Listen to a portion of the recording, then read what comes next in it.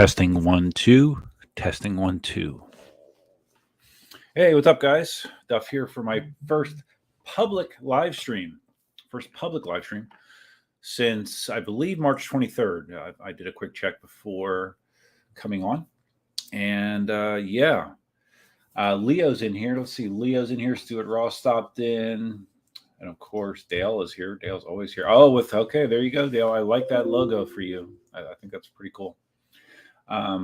Leo, did you post anything, or is this more impromptu? This is totally impromptu. I believe I posted it on the Electric Unicycle group on Facebook about 15 minutes ago, maybe 10.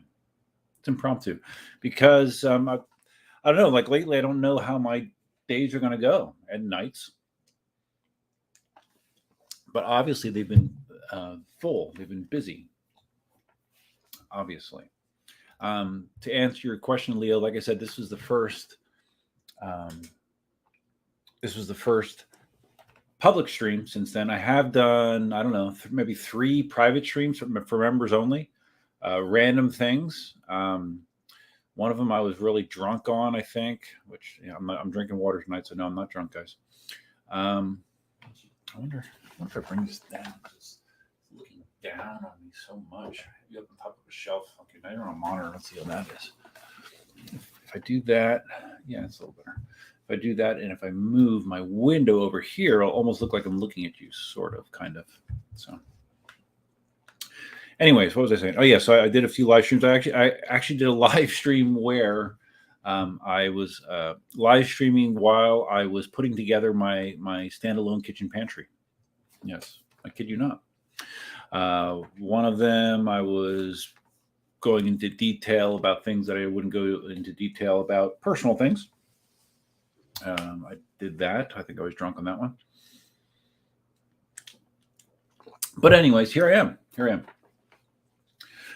last EUC content that I shot was my wrap-up video for the EX30. I still have the EX30, actually. I sent an email to Jason at least a week ago saying, hey, Jason, all done with the EX30. Where do you want it to go next? And I haven't heard anything back, so I will have to, oh, excuse me, shit already. I will have to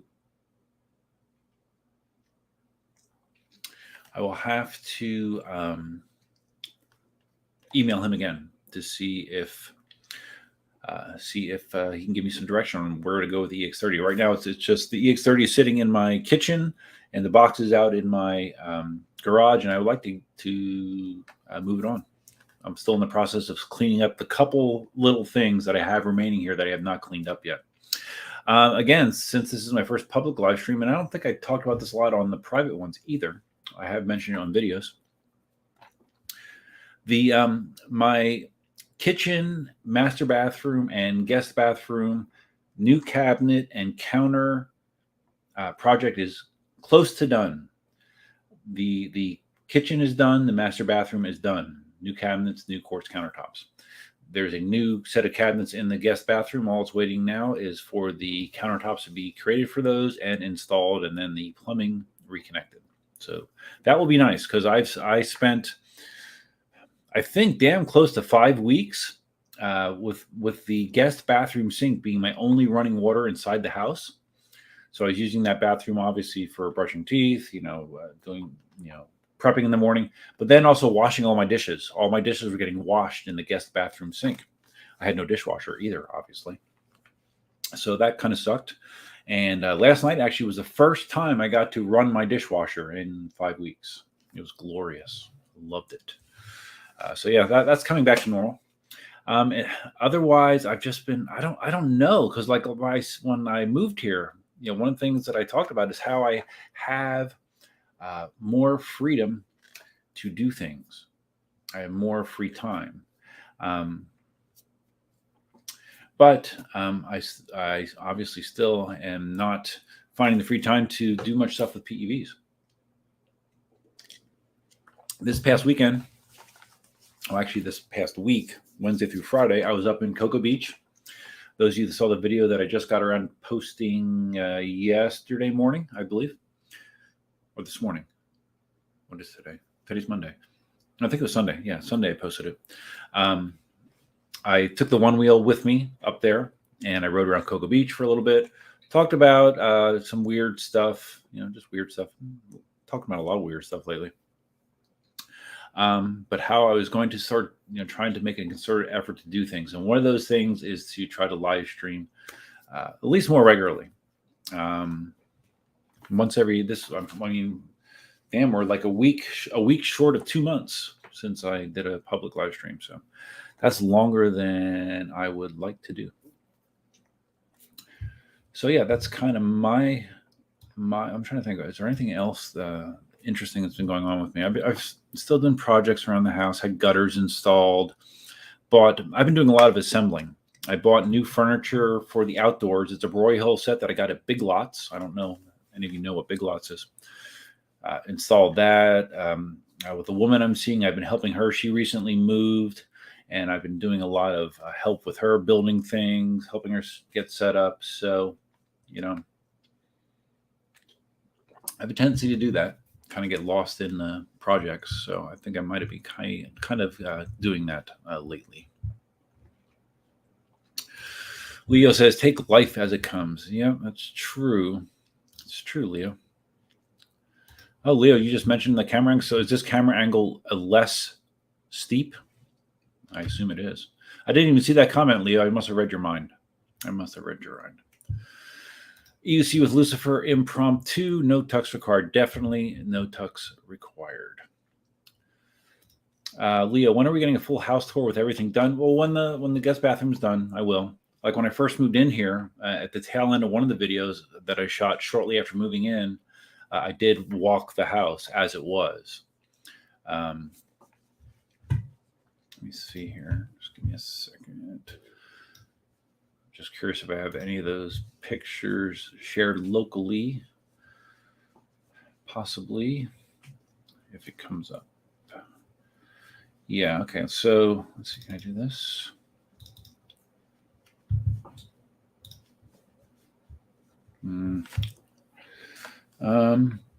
Okay. This will just give you a quick view of the redone kitchen.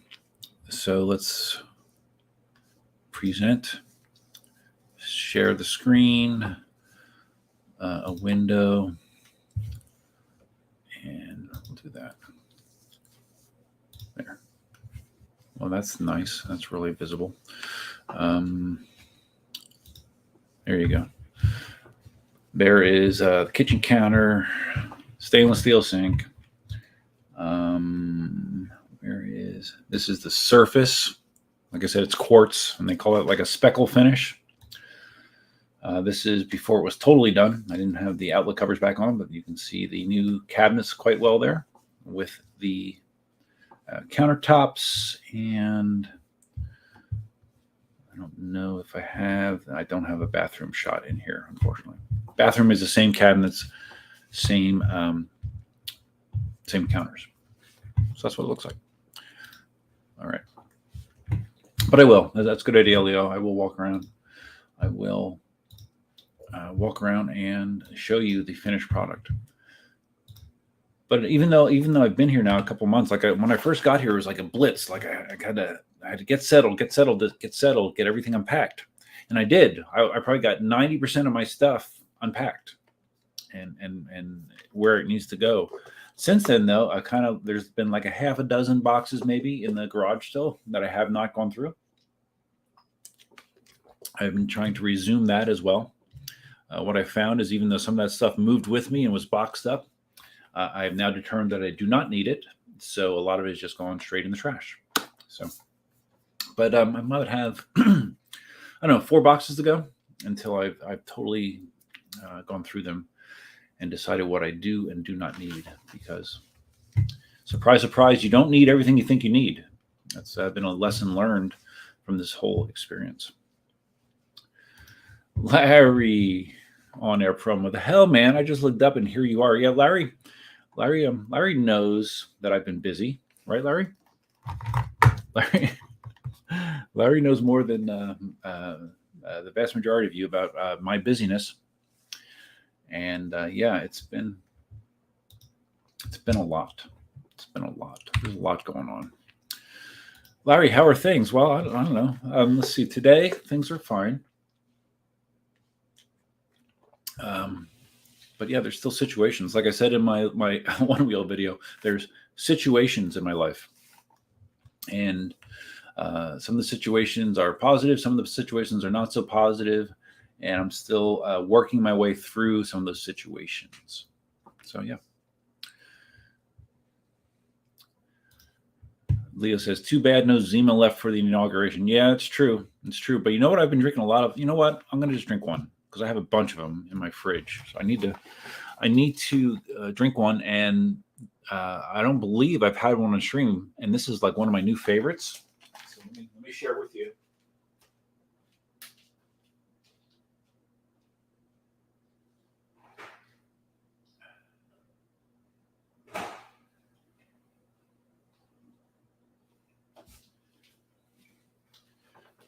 Dun, dun, dun.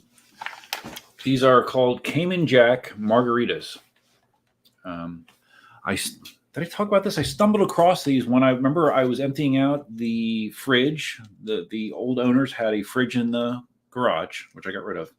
But in there, they had alcohol. You know, a lot of beer that was gross. I choked down the beer that was in there. But they had one of these in there, one of these Cayman Jack margaritas. It was the one that was in a glass bottle instead of this, but this is the same stuff. And had that, and I'm like, shit, that's actually good. And much like Zima, I can drink these fast. So yeah, I'm a big Cayman Jack fan now. In general, I'm a margarita fan now, which I never knew before.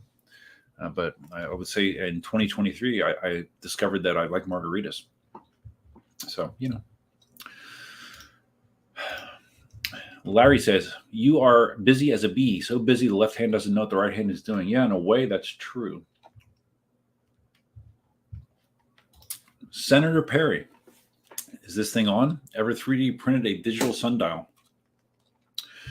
I think I know what you're referring to, Senator Perry, because if it's what I did, like years ago, shortly after I got into 3D printing, there's this thing that you could print that had a bunch of holes in it, and you had to have it at a certain orientation, but it showed a digital time. Now, it was only accurate for a certain part of the day, but it actually, the light would shine through the holes, and you would see the time of the day. I think was it by the hour? I don't quite remember. I don't have that print anymore. But yeah, that is something I did a long time ago, if it's the same thing you're talking about. So it was interesting. But like a lot of 3D prints, you know, you print it and you look at it, you're like, that's cool. And then it sits on a shelf. So a lot of that stuff like that, I've either given it away or thrown it away. And this is something cool. I have not thrown this away. This is, and I talked about this on a video as well. This was printed on my new Prusa MK4. This is a rocket engine, if you cannot tell. This is one of the test prints that's on the card that comes with the printer. And it's super detailed. The print is super clean. I didn't have to do a thing to it. Didn't have to remove any supports. I didn't have to clean it up. It just came out looking like this. Really, really good. So, but yeah, digital sundials. It's a thing. And thank you, Senator Perry, by the way. I'm sorry. I didn't even recognize that you gave a $2.02 super chat. Thanks, buddy. That's not necessary, but always appreciated. You've always been very generous, Senator Perry. So what happens if I do this? Star. Okay. And I just gave you a star. Is that good? Or maybe the star is StreamYard's way of telling me that you did a super chat. So thank you very, very much. Leo. Oh, this is an interesting story. So yeah, the last live stream, and this has been this way for a while, and it annoyed me. Every time I would stream, it would look like I had a black box around me. And I'm like, why can't I make myself take up the full screen? And StreamYard has these different tier levels. And like the tier level I was at, it included 720p streaming. And that was the resolution. I'm like, what is this? Is this what's causing me to have this black border around the screen when I'm streaming? So the next tier up, which is a lot more expensive, has 1080p streaming. I'm like, oh, geez. Well, I'd really like to fill the whole screen. So I'm going to bite the bullet, and I'm going to upgrade my subscription. I'm going to probably cost an extra couple $100 a year to get the 1080p streaming. So I got it. I loaded up a test stream, black border around the video, just like it looked like before. And I'm like, shit, what is the deal? So I actually got on a chat with StreamYard support. I shouldn't be drinking on a Monday night, but fuck it. I got on a stream, a chat, and I said, I just uploaded or just upgraded to the professional level streaming. I still am not getting full screen. And they're like, oh, that's weird. That's weird. Yeah, I see you have the 1080p the 1080p resolution, but that's not required to go full screen. I'm like, what? So I was just troubleshooting back and forth with them. They logged into my account, look at my account. They looked through my settings, and evidently at some point, this is probably over a year ago, I did this, or maybe closer to 2. I've had StreamYard for a couple of years. There is a checkbox that turns on that black border, which is used like if you want people to see the background behind you, like if you want to have like a color or a pattern behind the video. That's what that's used for. Perhaps when I was doing green screen streaming, say that 10 times fast, I had turned that on maybe. So that was my problem all along. I didn't need to pay for the 1080p upgrade. That being said, you are now seeing me full screen, and this is 1080p resolution as long as the bandwidth supports it. So, and I have gig internet, so hopefully it supports it. So yeah, the video quality should look significantly better. I also, for Christmas, got an upgraded camera, which again, you couldn't really tell with the way it was before, but now, yeah, everything should be hunky-dory. Even though I spent money I did not have to spend, which is, that happens a lot lately. I'm spending a lot of money, guys. Which is okay. I mean, like when I sold my house, I have a big chunk of equity that I cannot apply to my new mortgage yet, and I have to wait 6 months. So I've been pulling from some of that equity to pay for the upgrades, which I expected to do, but I've been spending a lot of money.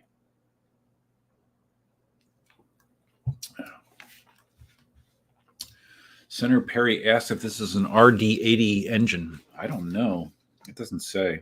I mean, the badging on it just says Prusa because it's Prusa model. I don't know. Here, I was guessing it was like one of the Raptor engines from SpaceX, but I have no idea, guys. I have no idea. What's that look like to you? All I know is the detail is really good. The print quality is really clean. I have started printing some stand parts again, even though I have not listed them on the website. Another thing I'm slacking on.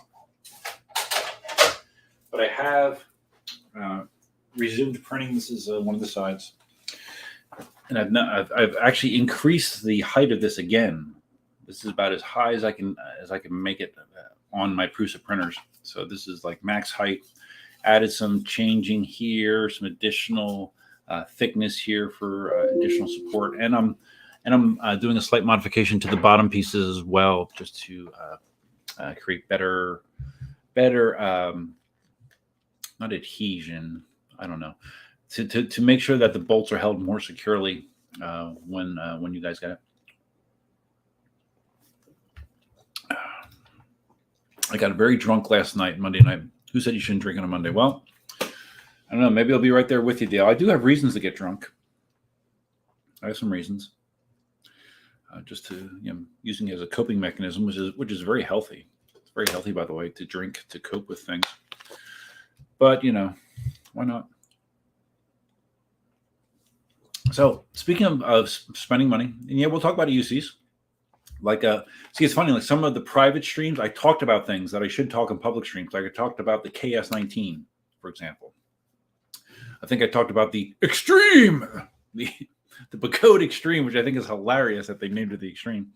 So whenever I see a a thread on the Extreme. I try to post my Extreme emoji just for the hell of it because it's funny. But anyways, as far as paying for stuff you didn't have to pay, this weekend on Saturday, because I got back Friday evening. Saturday, my truck needed an oil change, and for the last 15 years, I do my own oil changes. I've always done it. But I didn't, since moving, I didn't bring my oil catch cans with me, and I didn't have the oil. I would have to go out and buy the oil. I'm like, okay, just this once. And I was thinking this because I drive much less now. So if I get an oil change, it's going to last a lot longer. I put a lot less miles on my vehicles because I live way, way closer to work now. So anyways, I'm like, okay, well, I hate to do it, and I kind of feel lazy, but I'm just gonna go to this Valvoline quick oil change place that's like a mile or two from my house. So I pull in. This was Saturday mid-morning maybe, and there's like 4 vehicles. It's 2 bays, and there's 4 vehicles waiting to get in, and then there's 2 vehicles that are already in the bays. So if oil changes take 15 minutes in general, that means it could be 60 minutes worst case. But of course, the case was worse than that. It's probably an hour and a half until I got in. So they did all their stuff, and they said, "You want the full synthetic?" I'm like, "Yeah, that's what the truck requires. 0-20 full synthetic." I know the prices of oil have gone up somewhat, but when I got the bill for it, he's like, "Okay, well, here's your total for the full synthetic oil change, $110, I think, for oil and filter." More than likely, I could have bought those supplies for about a third of that and done it, and it would take me half an hour to probably change the oil. So, yeah, I was pissed. So that was the first time in 15 years, and probably the last time that I will pay someone to do my oil for me. So yeah, that kind of sucked. Oh, why did I highlight Leah's clapping? I don't know, Leah. Okay. Start. Oh, okay. This is a new feature. I'm sorry.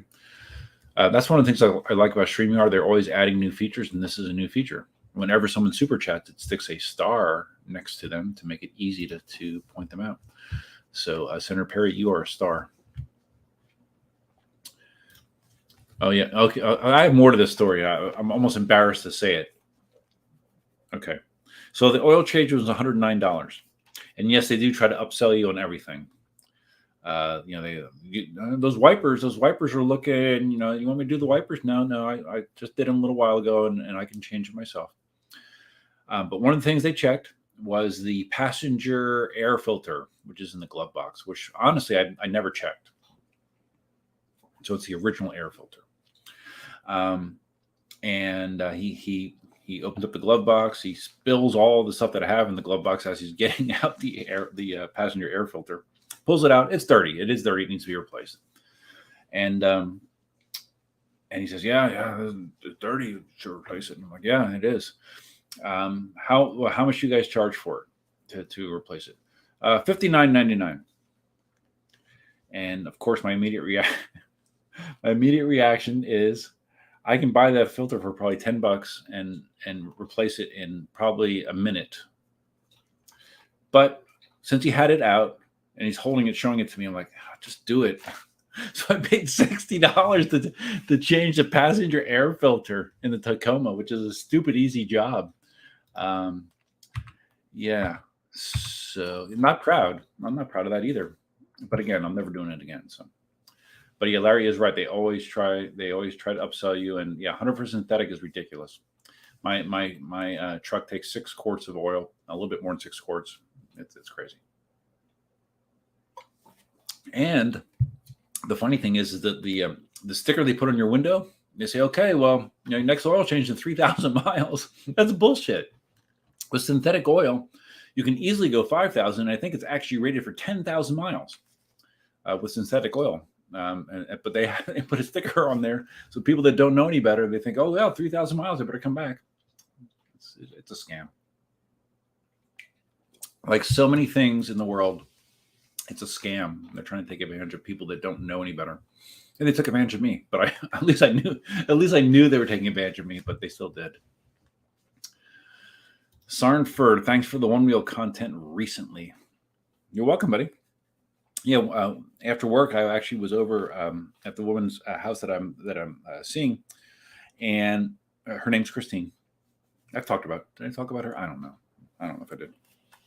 But she actually, I had her ride the one wheel a week or so ago. She like surfs and has a longboard, so she has that base skill, and she picked up the one wheel very quickly. And tonight she was riding around, and she probably rode, I don't know, 3-4 miles without a problem. She picked it up way quicker than I did. And I was riding the S22 around. Oh, I never did plug that in, did I? No. Okay, I got to charge the S22. Don't let me forget.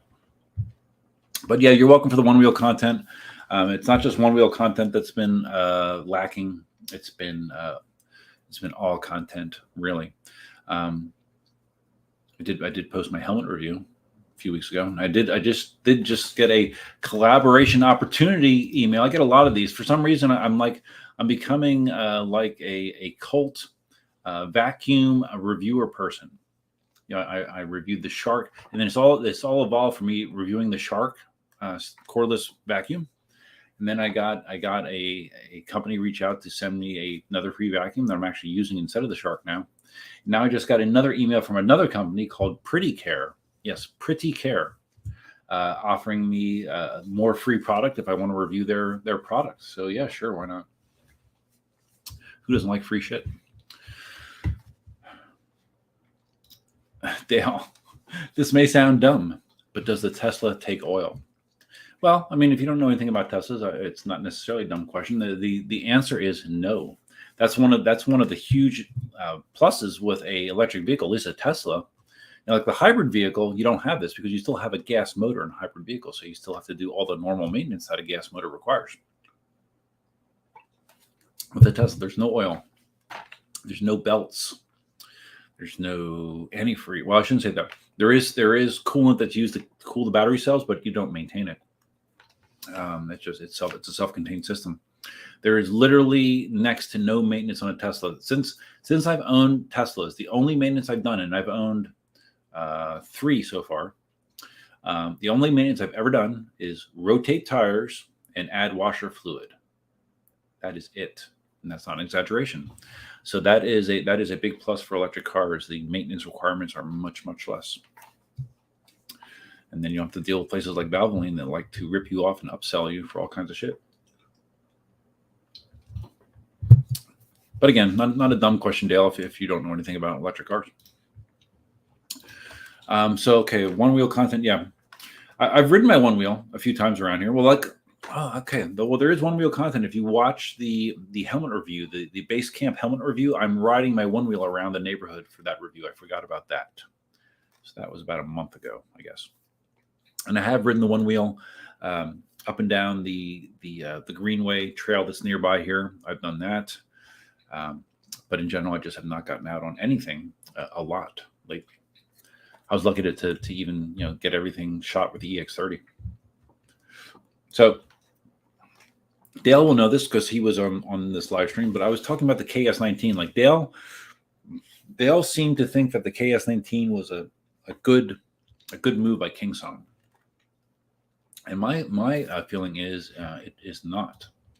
I didn't understand why KingSong would release a wheel that is closer in price to the S22 than the S18. And granted, it has a much more better specs than the S18. It has it has speakers and it has LED lighting. Okay, well, that's fine. The display is a little bit better. But my question was hold on, I'm going e-wheels here. My question was, price-wise, it's bumping damn close up to the S22, which is much better spec-wise. The S22 has bigger battery, has more speed, has a higher top end, more powerful motor. Let's see, pull one up here so we can look at it together. Okay, let's look at this together because together is always better, right? Isn't it better to be together? Is that a song? I don't know. All right, there we go. This is so much nicer when I have the full screen going. You can actually see shit. Wow. It's like a whole new life. Okay, so here's the S19. $500 for the deposit. He is again, Jason again is opting to use the 40T cells instead of the LG cells because of the higher max output of the 40Ts. And he says right here, 20% less watt hours when you're using those battery packs. Which again, I've talked about it before. To me, it's something that it'd be nice if he had that as an option, but I don't know. Maybe it just helps him sleep better at night knowing that those battery packs are in there. From a consumer standpoint, I don't know that if it's that big of an advantage. Okay, so the pricing on this, estimated pricing, $2,875, but TBD, so maybe it won't be quite that much. So let's see, where's some of the pictures? Okay, it has a different handle. A 3,500 watt hour motor, so the S22 is 4,000 watts. Did I say watt hour? Watts. It does have an upgraded suspension compared to the S18, but it has a smaller battery. It does have speakers, 1776 watt hour battery as opposed to 2200. And it's interesting, he uses this graphic. So with the 50 LT, which is the stock battery pack, the LG 50 LTs, it's 1776 watt hours. With the 40Ts, 20% less, you're looking at closer to what, 1300, something like that. Let's see. Yeah, different exterior treatments. Max speed 37 miles an hour as opposed to 43. I know you can't see that. Oh, okay. He has a little graph here. Oh yeah, that's right. I remember I saw this, I think on the private stream. It didn't make sense to me. Why does it say that an S19 with a smaller battery can go 90 miles versus 70 miles on an S22? That can't be correct. It makes no sense. And again, they're comparing. Okay, so he's putting the 40T battery pack watt hours, which is 1776 instead of 2200. But he's listing the LG 50 LT battery size for the S19, which is not true, but based on the ones that he's selling. The other point, it's only 7 pounds less than the S22. Okay, S18, a light and nimble 55 pounds. So this thing is about what, $300 less than an S22, and I know there's places where you can get an S22 for less than $3,000. So I don't know. I don't understand it. The styling is weird. It doesn't appeal to me. The fact that it has power pads that look like they're not changeable, they are not removable. It's you use these or you're screwed. You can't change them out. You can't swap them out. I think that's dumb. I don't know. I don't agree with a lot of KingSong's moves lately, and the S19 is just another example of, I don't know. It does not excite me at all. Not at all. So I don't know. What do you guys think about the S19?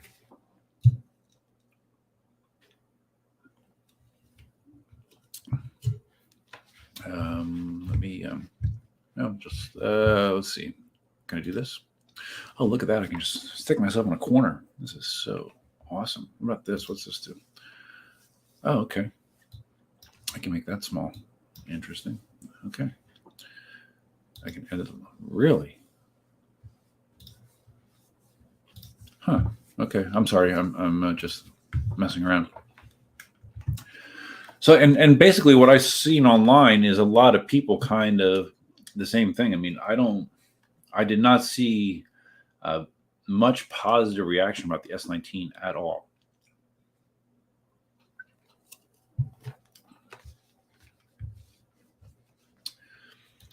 Larry says, hey, apropos of nothing, but about 17 miles into my ride in the Sherman S today, I got death wobbles. Super weird. slowing down about 15 miles an hour got them bad. I mean, normally if you get death wobbles, not all the time, but a lot of the time it is during braking. Like if I try to do a full brake, especially with the way that I ride, let me make myself a little bigger there. The way I ride, because my legs typically are not secured to the side of the wheel in normal riding, I could get death wobbles if I decelerated hard. But usually when you're going 15 miles an hour, that's usually if I'm at going, higher speeds, high 20s, 30s, trying to slow fast. At 15 miles an hour, that's kind of weird to get death wobbles, but hopefully you did not fall. I guess you did not fall. But death wobbles can be pretty terrifying. They definitely can be. And I've just learned over the time, like when I was new, once I was starting to get the wobbles, I would just panic and just bail. I would just jump off the wheel. I've learned over time you have to just kind of relax your body, which is like the opposite of the natural reaction. If you're not expecting it to happen, your reflex typically is going to be to tense up, and tensing up quite often is going to make it worse, not better. You basically just have to kind of, if you're braking hard, you just have to kind of release it a little bit, cinch down on the wheel. And why is my nose getting runny like it was before? This is weird. I think the last time I streamed this was going on. Like my nose starts to run. Probably just another good side effect of getting old, I guess. I write everything off to getting old nowadays. So Larry says, in regards to the death wobbles, was able to recover, but it was touch and go for a few seconds there. Well, I talked about that on my ride to California when we did the what's the name of the mountain I went up? It's not Mount Wilson. Mount Wilson is the other ride. Mount whatever. My legs were so fatigued on that ride, and especially going downhill, because you're doing these long descents, like endless descents. So I'm not comfortable, going, 40 miles an hour downhill. I definitely did not do that, especially on weak legs, tired legs, fatigued legs. I did not want to do that. But the other options suck too, like trying to constantly brake for long periods of time. That made my legs tired. I had wobbles. It was a mess. So no, fatigue definitely does play into that.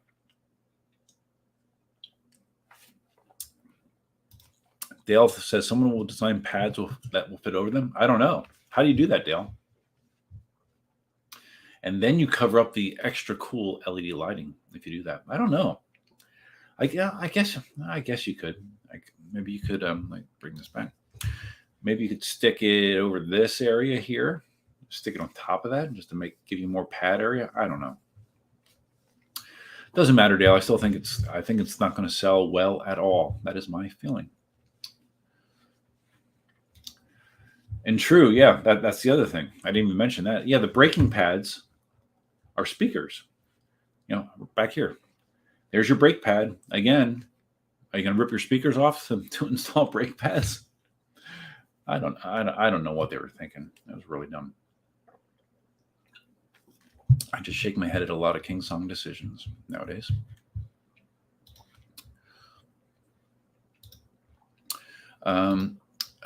RMSTR Jim. Yes, KingSong's out to lunch the past few years. Yep. I mean, the S2020/22 was a cluster. That being said, the S22 Pro, which fixes a lot of those issues. There's generally some good reviews on that. S22 is probably the best wheel out there as far as super, super rugged terrain, the most resilient suspension. But the KingSong just, excuse my language, but they shit the bed with the way that thing was rolled out. I mean, in so many ways, it was just a disaster. Mount Baldy. There you go, Leo. Thanks, Leo. You live in Brazil, but you know the name of the mountain that I climbed. Mount Baldy. Yes, that's correct. Dale has a long, steep hill phobia caused by a very scary experience with the death wobbles. Okay. So, I mean, everyone knows how experienced of a rider Dale is. So for Dale to say that he has an issue with that, that lets you know that it's, it happens. Even to someone as adept as Dale. Larry says, I've been house moving and I think carrying all the boxes got to me. I was up to 42 miles an hour, no problem, but I was doing a nice slow deceleration like mid 30s and they hit around 15. Yeah, that is weird. So you weren't even braking that hard? That's weird. Cayman Jack's gone. Like I said, these go quick. They go down smooth, which is normally dangerous, but I don't care. So I'm going to get another one. Be right back with these split.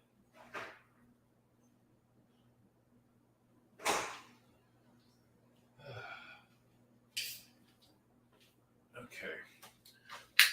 All right. Here's a quick aside. So, house related. So when I moved, like I downsized. I simplified my life. I hired people to mow my grass and weed whack for me. Simplify my life. Another thing I did is I hired a woman and her crew to clean my house once a month, do a thorough cleaning. Obviously I have to keep the house nice and tidy, but once a month they come in and they clean. And today was the day they cleaned, and the house was clean. But I came in and I'm looking around the house and like shit is moved all over the place. Like furniture is moved around and like things are missing. Like I was looking for 10 minutes for I had a frying pan that I usually use to make my breakfast in the morning. I had it on the counter before I left. I'm looking all over the place. I can't find the damn thing. I'm like where is it? I have a little small recycle bin that I have outside the door from the house out to the garage. I throw my recycling in there, a little yellow plastic bin. I come in, it's gone. I'm like, where is it? What the F? Why are they moving my shit? So I texted the woman. I said, do you know where my frying pan is? Oh yeah. The girl that cleaned that area said she stuck it in under the cabinet there. So I looked in there and I had to peer back, but it was in there. The recycle bin I found on my own. For some reason, they cleaned my recycle bin. They're very thorough. I mean, they clean the fridge. They're very thorough. I just don't understand why they don't put stuff back where it was. My recycle bin that usually is right outside the door on the floor. Instead, I hear when my vacuum's talking. Why is it talking? The recycle bin it was stuck up on the top of a shelf in the garage. I'm like, why? What the hell? I pulled it down. It was nice and clean. They cleaned whatever residue was in there, so it was nice and clean. But yeah, it was like hide and seek. So I don't know. What does that have to do with electric unicycles and one wheels? Nothing whatsoever. I don't know. It just felt like sharing. You used to use Lucifer, Mount Baldy. Yes, thank you guys. Pinoy Triathlon. I just spilled some Cayman Jack myself. Does Tesla cars have good resale value? You guys keep giving me things I can go off on tangents on. The resale value on them recently, like most used cars, have come down. But there was a period of time in 2022, I think it's early in 2022 or 2021, I don't know. There's a period of time Teslas were very hard to get new. Like if you ordered a Tesla new on their website, you had to wait like 6 months to get a Tesla. And I had just bought my Model Y. It was the second Tesla I bought. I bought a Model Y, and I did a whole video on this, 3 videos, I don't know. I had bought a Tesla Model Y. It was the standard range version, rear wheel drive. And I only had like 5,000 miles on it. So I had heard stories of people getting crazy values on their trade-ins. And specifically their trade-ins through services like Carvana and Vroom, which are companies that basically do like self-service car buying and self-service car selling. It's kind of weird. But anyways, so for the hell of it, one day I went into Vroom and I put in my car. You basically give them your information, the year, the model, the mileage, put it in. And just to see, because they can give you a pretty quick evaluation of what your car is worth.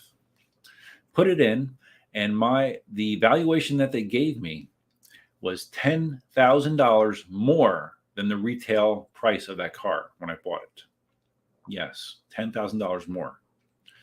So my gears in my head started turning, and I'm looking at the Model Ys on the Tesla site, because they had a standard range, which they didn't have, and then they had it, and then they got rid of it, and now I think it's back again. But they had a standard range, and they had the long range. Long range has 2 motors and a bigger battery. The standard range could go about 240 or 250 miles on a charge, theoretically. And the long range could do like 326 miles on a charge. So it's a bigger battery. So I'm like, okay, well, if I sell my car to Vroom, I can use that additional money, since it's going to pay me more than what I paid for the car new, which is, it'll never happen again. It was just a freak time in used cars. If I could take that money and I could apply it towards a long range Tesla, and that profit would basically pay for that price difference. And that's what I wound up doing. I sold it to Vroom. It came. I agreed to Vroom to buy it. That same day I went to Tesla and I ordered a Model Y long range. And it cost, and I had to wait, I think for that, at that time I had to wait 2 months, I think. Vroom came and got my car. Now there's a lot of bullshit and drama surrounding it, which again is covered in the videos. It was not a smooth transaction. There was annoying things about it. But bottom line is they took my car. I got the money. I got the extra money from what I owed versus what they paid me. And I applied that towards the purchase of the Tesla Model Y long range. So yeah, that was my story. At that point in time, Tesla's had amazing resale value. I mean, how often can you buy a car new and get $10,000 more than what you paid? Never. Except then. You can't do that now. Just FYI. All right, Larry, going back to his death wobbles. I stopped about a mile later. Just wasn't going to end well if I tried to push through to 25, my original plan. Okay. Well, I'm glad you didn't go down. All in the same team. What are we talking about? I don't know, Leo. We're talking about KingSong wheels? I don't know.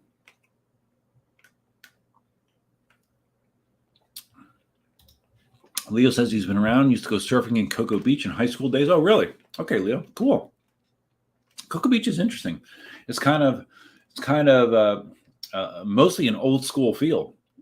It's not like a lot of areas in Florida where they knock down the older buildings and they put new high-rise condos, big mansions.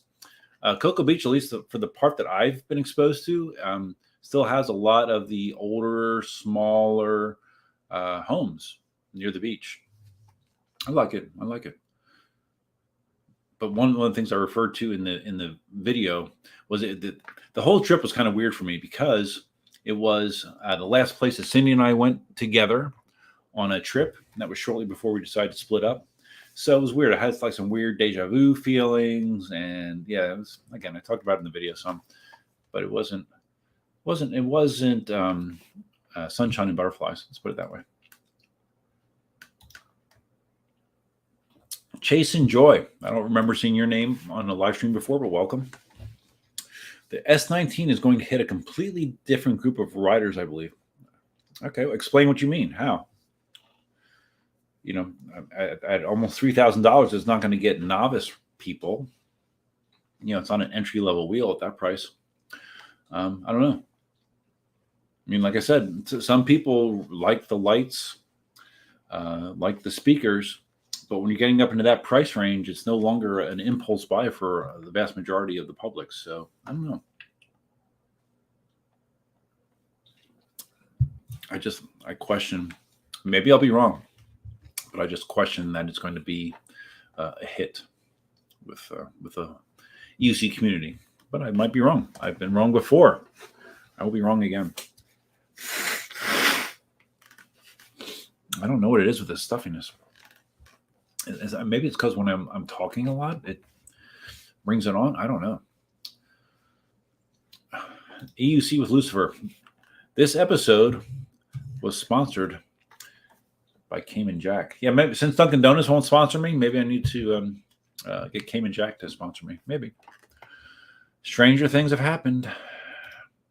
Better than Bud Light. Yeah, probably.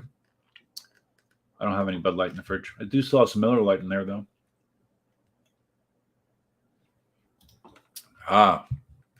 Thank you, Larry. Larry can back me up that he was destroyed by Mount Baldy.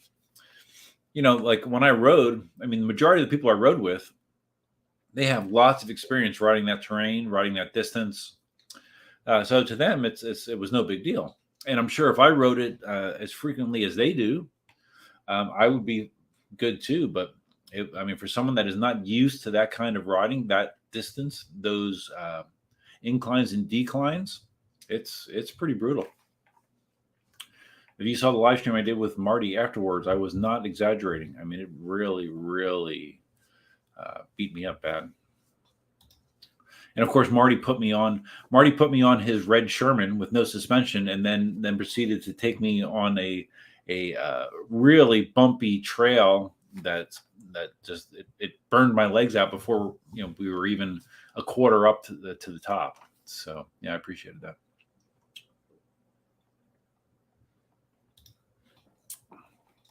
RMSTR Jim, I'm probably saying that wrong. My clean lady always does that too, makes for a fun game after. Okay, well, maybe it's just a clean lady thing. I don't know. I never had a clean lady before prior to moving here. Murray's here. What's up, buddy? Yeah, no, Murray, there was no notice to this, so congrats on catching it. I guess you got a notification. Sometimes notifications work, sometimes they don't. So evidently they work this time. I'm glad to hear that. Pinoy Triathlon. Oh, yeah, I guess you would appreciate that based on your username. I guess you're into triathlons. I was a member of Naples area triathletes. Full disclosure, I've not done triathlons in 10 years, I bet. I only did a few, and they were all like sprint distance. I never did long ones. So, yeah, I used to run half marathons a little bit. 5Ks a little bit. I've done 10Ks, but yeah, that stuff is behind me. My body does not take that kind of pounding anymore. Murray got no notification. What the hell? Well, how did you see that I was live streaming then? Or you just flipped on YouTube and you saw it then? I mean, you're a member. I can't believe that they would not send out notifications to members, but I have heard that before, that YouTube is a little spotty with that. So, okay, so we talked about the S19. I'm not impressed by the S19. So, the Patton, the veteran Patton, let's pull that up. That's an interesting wheel to me.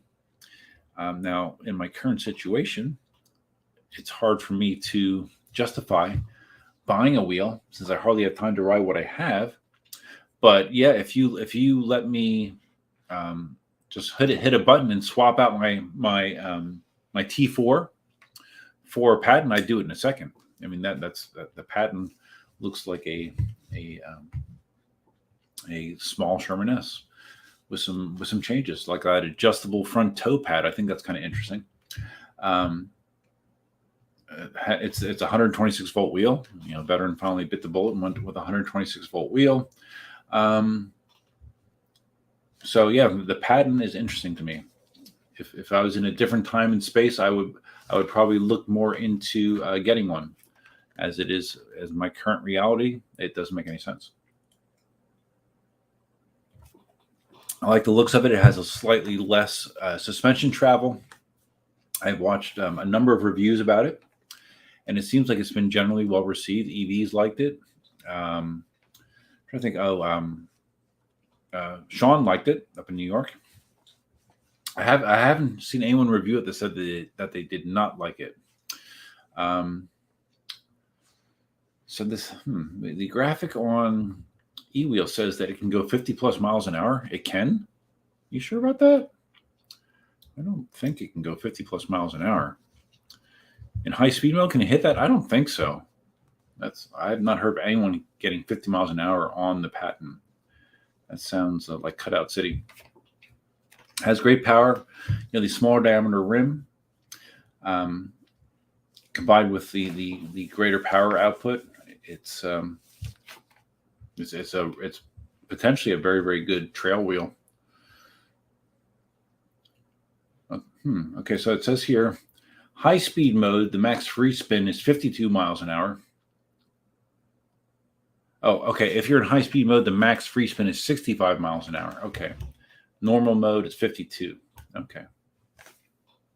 I still have not heard of anyone going into the 50s with the Patent, but I don't know. Maybe I'm wrong.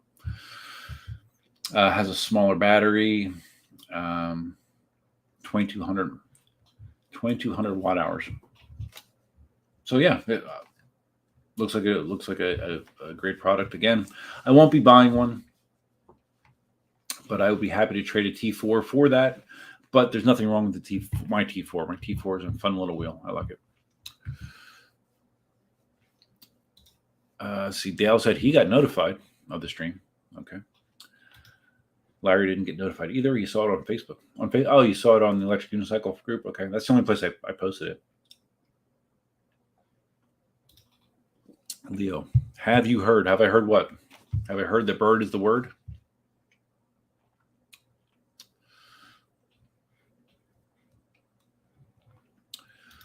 Murray was just on YouTube and voila, I was there. Good. Dale thinks the Patent will be the wheel of the year. You think so? Okay. Yeah, I mean, it seems pretty nice. Now, the question is, would I trade my Sherman S for a Patent? No, I would not. I like my Sherman S too much. It's interesting that oh my God, this is crazy.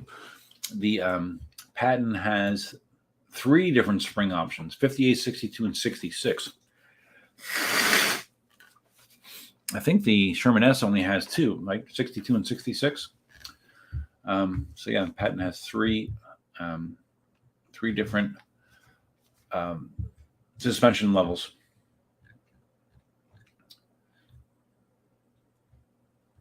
I'm just scrolling. Okay.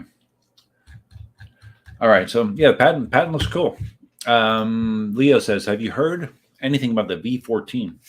I've heard rumors of it. A smaller Inmotion wheel using the similar suspension that's on the V11, that's on the V13, that's on the Sherman S. Although I don't think it's going to be. Well, I don't know. Well, is it going to be an air suspension or oil suspension? I don't know. I've heard rumors about it, Leo. I have not heard any specifics. I think it would be nice for companies to offer suspension wheels like the S18 and the V11. It'd be nice if they could offer lower cost wheels with better specs without freaking increasing the price by 50%. A suspension wheel that does not cost $3,000. That would be nice. Leo says the Sherman S also has 3 suspensions. Oh, now it does? Oh, they changed that? Okay. I did not hear that, Leo. I did not realize that. Thank you for the correction.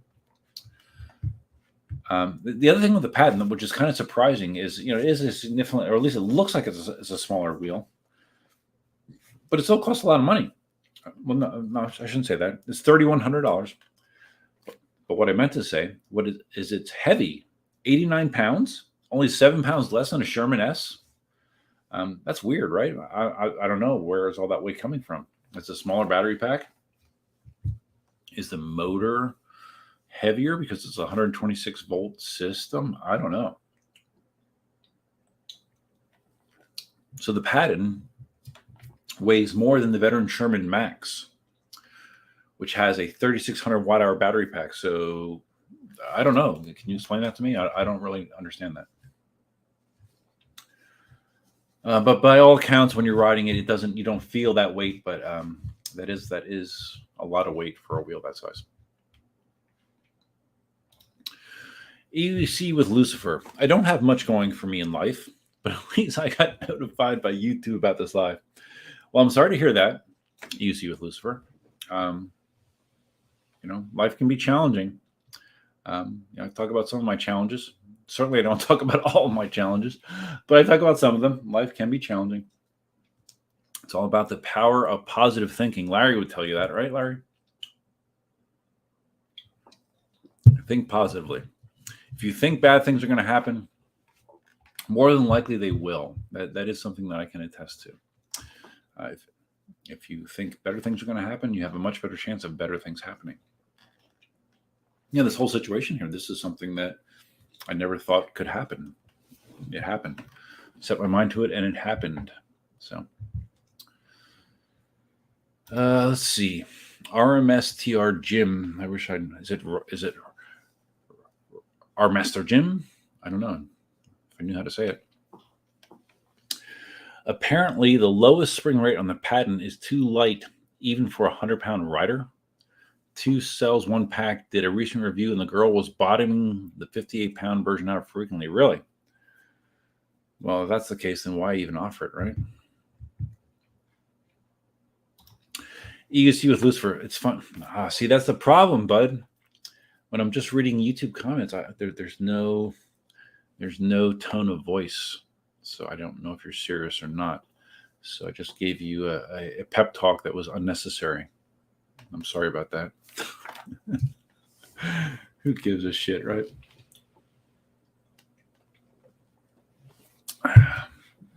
Larry, I tell you to think positively, but I'm just too depressed. Yeah, I know.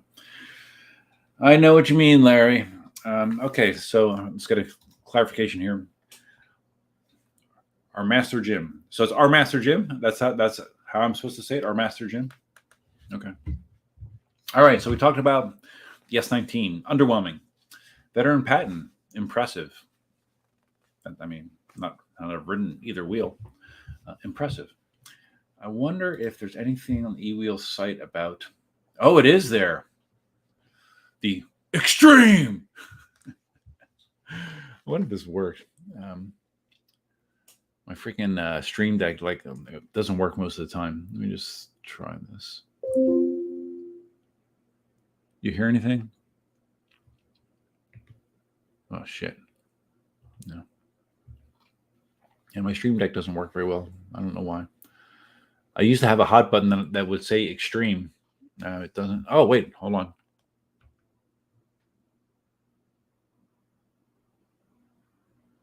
Did it work? I have my sound going through my headphones, which I don't have on. I don't hear anything. Did it play? Probably didn't. No, it's not working. What a surprise.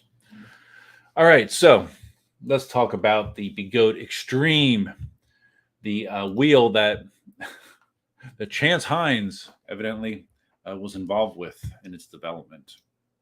No, oops. Add to stream. All right, there we go. Let me make myself small so you can read more about it. The Bigot Extreme. So this is oh, wow, $3,500. Oh my goodness. There's a lot of to be determined here. Shipping late summer, to be determined. Shipping weight 80 plus pounds. Okay, so it's it's like patent weight. It's heavy.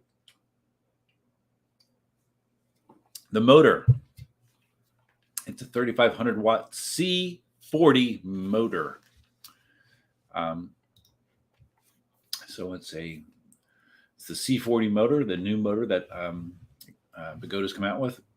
Top speed, again, this is a 16-inch wheel, isn't it? Okay, well, it says the tire is 18-inch, so it's an 18-inch wheel. All right. Top speed, 50 miles an hour plus. To be determined. No load speed, 68. Suspension, 130 millimeters of suspension travel, and it's air dash oil adjustable damping. So I haven't heard of that before. It's a shock that uses oil and air. Maybe just maybe the oil is the dampening. I don't know. That's big suspension travel, though. That's a lot of suspension travel, rivaling the S22. It's a 134 volt wheel, 2,400 watt hour battery pack,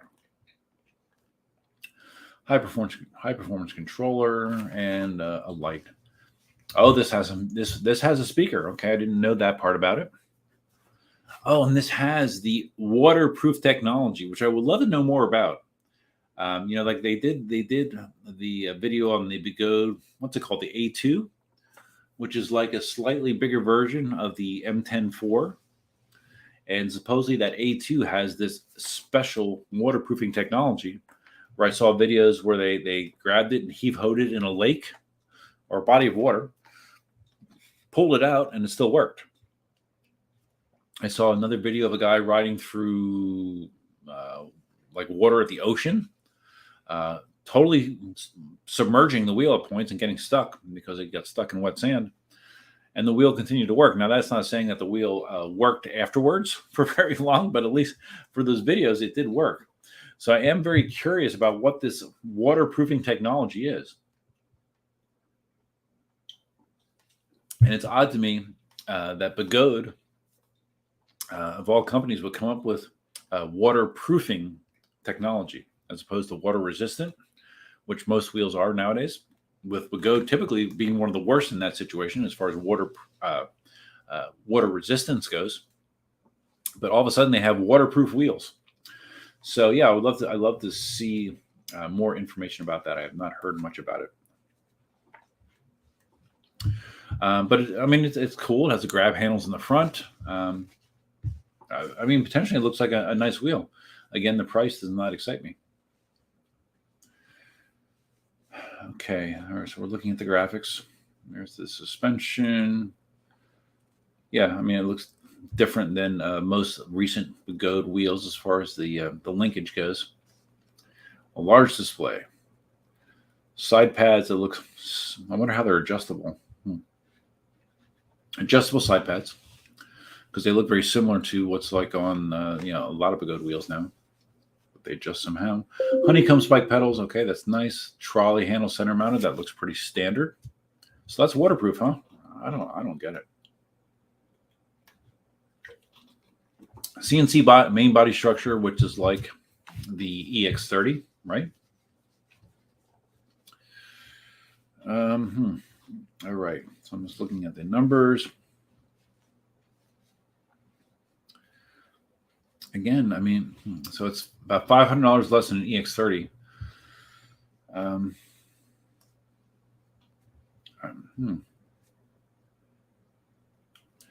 Interesting. I'm just looking at this comparison here.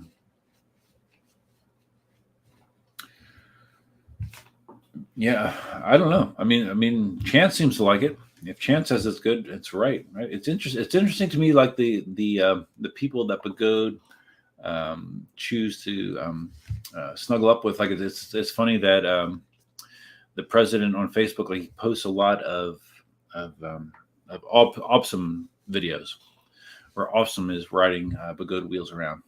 And I think I don't know. I find that amusing. I don't know why, but I definitely do. All right, okay, this is off-road professional. This wheel is made for off-road. Chance is a huge off-road rider, so maybe that's why they leaned into him for this.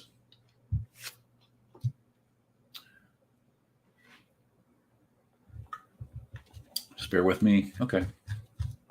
So there's the Extreme. I don't know. What do you guys think about the Extreme? I'm just excited by its name. Would I want to take an Extreme or a Patent? Not knowing much about the Extreme, not a lot of real world testing, I would probably take a Patent.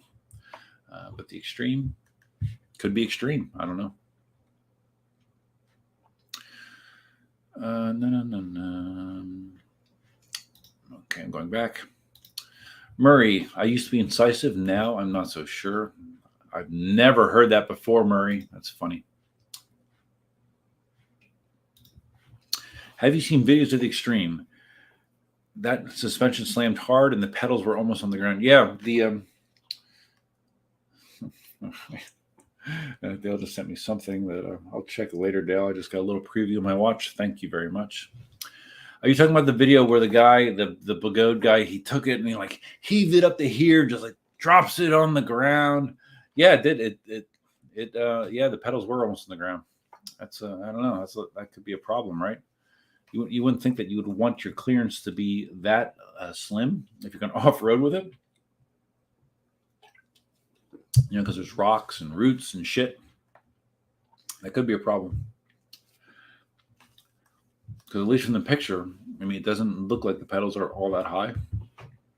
Sort of like the EX30. You know, the pedals on the EX30 are not all that high, but that's primarily a road wheel. That is not a trail wheel. So I don't know. We'll see. Oh, Dale says it'll suck for pedal clipping. Yeah, there you go. That's right.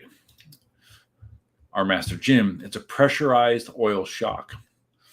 Well, where does the air part of it come in then? So you add air to pressurize the oil. Is that what you're doing? So you can change the pressure, like with an oil shock. I guess like what's on the Sherman S or the Patton, for example. It's you got one pressure and you can't really change it. So maybe that's what it is. I don't know. Dale says the special waterproof technology, a shitload of silicone. Yeah, but even I don't know. So is it the kind of thing like if you ever dare to take it apart for any reason, it is no longer waterproof? I would imagine so. But I would like to know details about it. But it's probably a trade secret, right? You can't tell people. Manji's here. What's up, Manji? So Manji, you sold your scooter, right? You did sell your scooter, and you were trying to decide what to buy next. Manji, for those you don't know, Manji was the guy from the East Coast that came over with his Monster Pro. We rode out to Ave Maria, and he has since gotten rid of his Monster Pro, bought a scooter, and I think he was getting out of the scooter business and thinking about another wheel, I think. And he had an electric. No, he had a. Didn't you have a one wheel too? Did you get a one wheel pint, Manji? I don't remember. But anyways, Manji asked, "What am I buying next?" To be quite honest, Manji, I would be surprised if I buy any more wheels in 2023. Not because there aren't good wheels out there. It's because my situation doesn't merit it. I have a wheel to cover any potential riding situation I'm in now. And I don't know. I can't see spending the money to buy another wheel just to have another wheel. I mean, the only situation I would do that, like for example, I would sell the T4 in order to get a Patton, maybe if I could do so without a huge spending of money, maybe I would do that, but it's probably unlikely. I just have different priorities right now. Murray says, if Chance likes it, it must be gay. Oh, Murray, that's a low blow. Manji, I'm sure it's going to be extremely expensive. Well, Manji, any wheel that goes fast enough for your taste is going to be expensive. Because all the higher end wheels, you're going to spend $3,000 minimum, probably low 3,000s, up to 4,200, 4,100.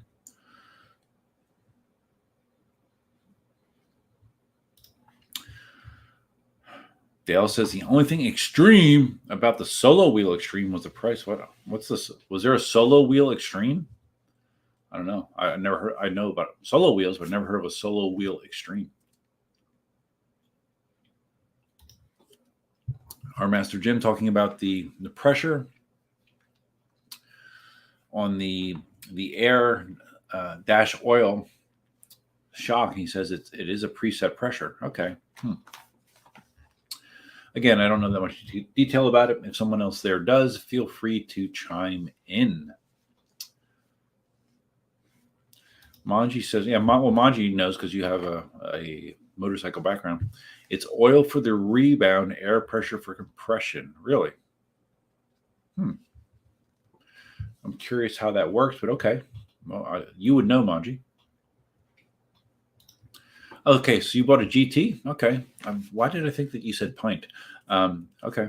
Well, I have a GT. I rode it over the weekend. Or no, Friday. No, Thursday. I did a video on it. GT's fun.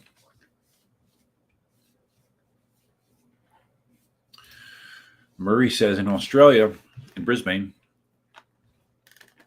the cops have been going nuts, booking scooter riders for speeding and no helmets. Have you seen any action, Dale?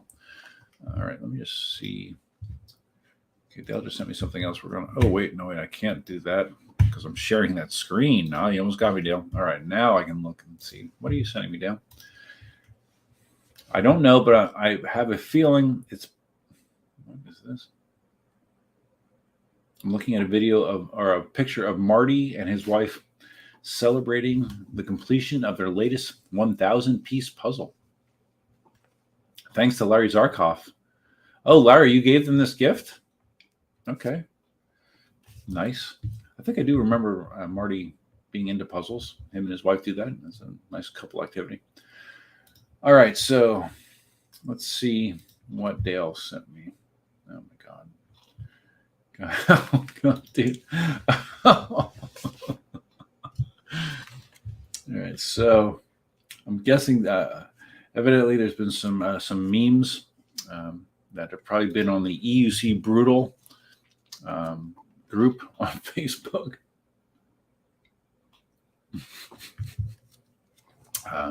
Making jokes about Chance and his relationship.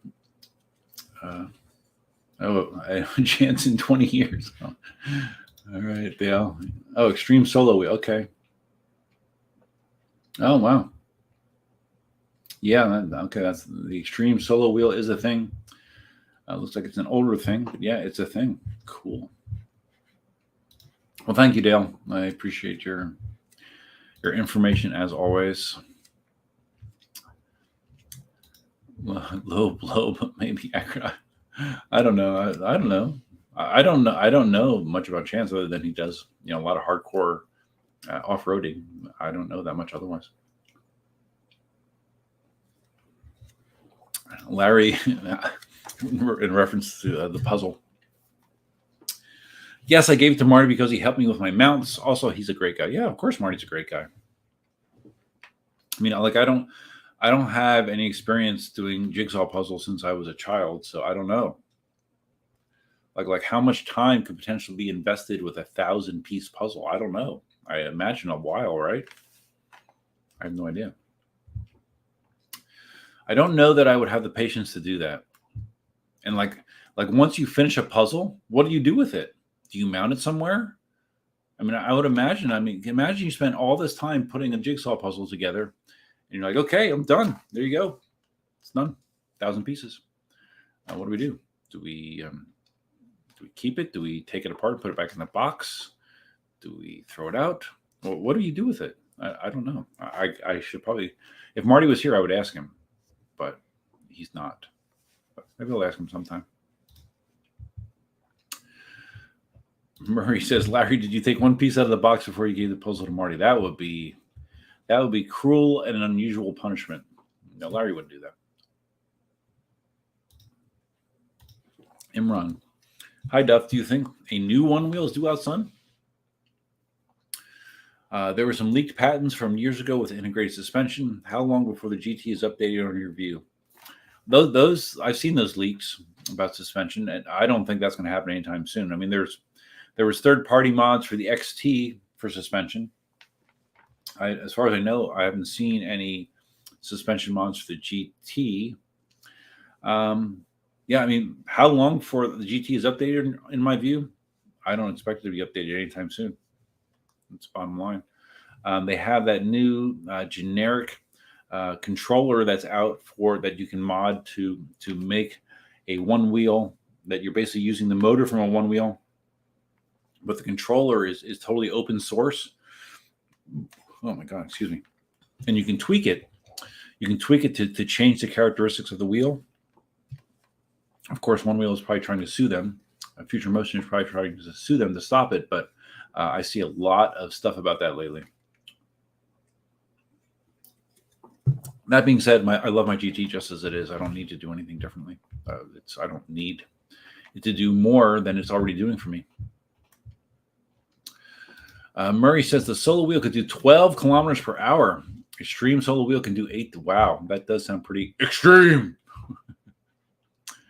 Chase and Joy, sell it. So what should I sell, Chase and Joy? To charity. I could give it away as a live stream prize, right? That would be a little much. I mean, I've given away a lot of stuff on live streams. I've never given away a wheel. I mean, I am a generous guy, but that would be kind of pushing it. Here, give me 1 second, guys. Hold on.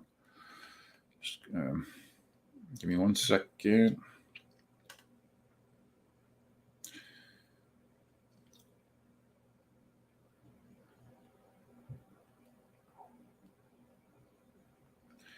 1 second.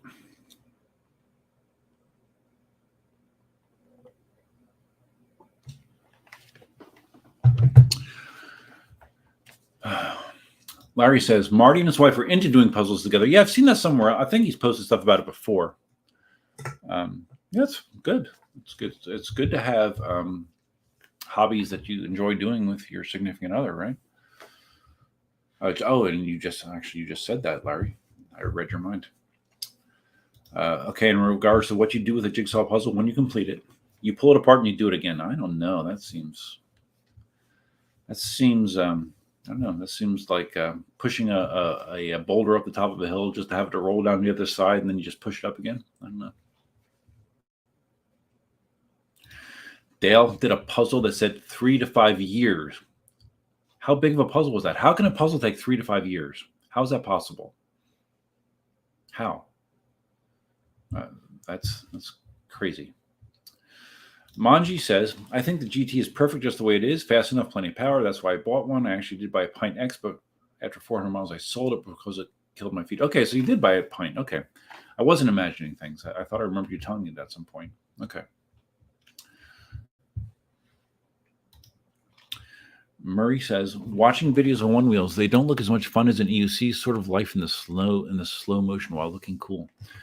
All right, well, I just finished my second Cayman Jack. I told you these good on really easy. So I'm going to go get a third. All right, so just let me I saw this somewhere on YouTube. Some girl that's like a streamer, like when she would go to the bathroom or get a drink or whatever, like she would like put like a board on her chair, like a board with a smiley face, and she would actually increase viewership while the board was on the screen for some reason. And then when she came back, the viewership dropped again. So I'm going to put Elsa's stuffed turtle there so you can look at that for a second. I'll be right back, though.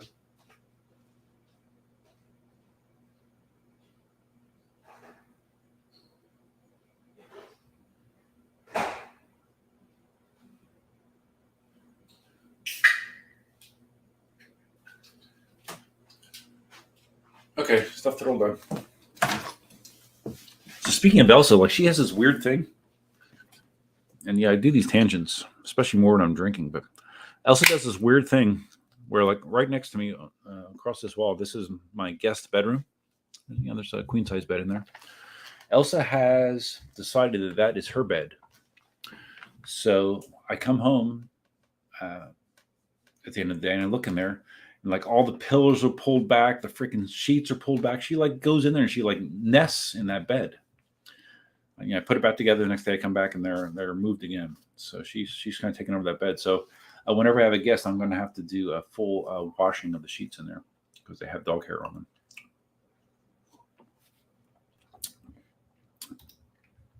Oh, Murray. Okay. So Murray clears it up in regards to what someone should do with the puzzle when they're done with it. He was saying, give away the puzzle. That's what you should do with the puzzle. You should take it apart and give it to someone else. Okay. That's a reasonable solution. Sell the puzzle to charity. Okay. Gotcha. Office reference. I watch The Office, but I don't get that reference. You know what I've been watching lately? I've been watching a lot of Narcos. Narcos on Netflix. I know Narcos was talked about years ago. I think it came out like 2015, 2016. I never watched it, but I've been watching it. I'm in the middle of season 2 right now. It's good. I like it. Leo says you can always frame the puzzle as a memento of time spent together. Yes, that would be, I guess, an option. You guys are so thoughtful. You're more thoughtful than I am, I guess.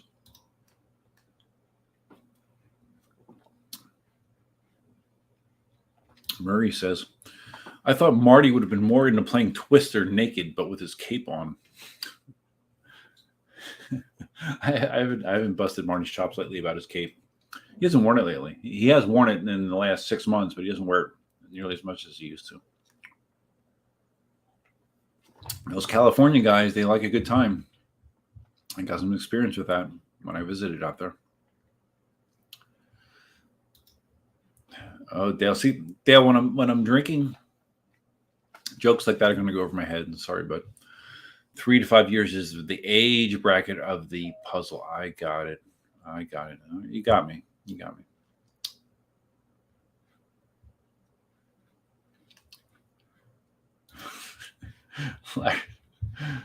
Larry. If there was no puns, I mean, Larry, what would you do? There's no such thing as a pun.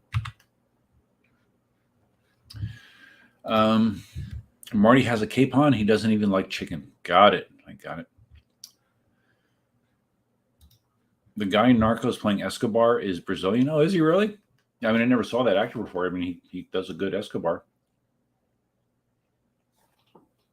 Never saw him before. Like I knew about Pablo Escobar, but not details. I mean, this not at all. I just knew he was a drug lord, basically. I did not know next to anything that was actually going on based on what I'm seeing in the series. I don't know how historically accurate the series is, but yeah, he was a crazy mofo. Kind of seems that way to me.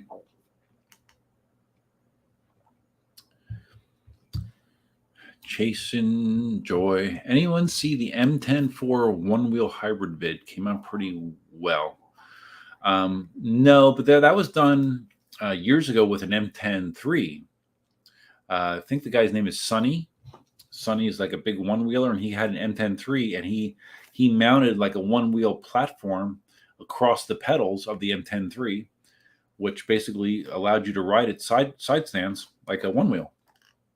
I think I didn't see a video of them doing it with the M10-4, but I think I saw a reference to it or a thumbnail or something. So yeah, you can do it.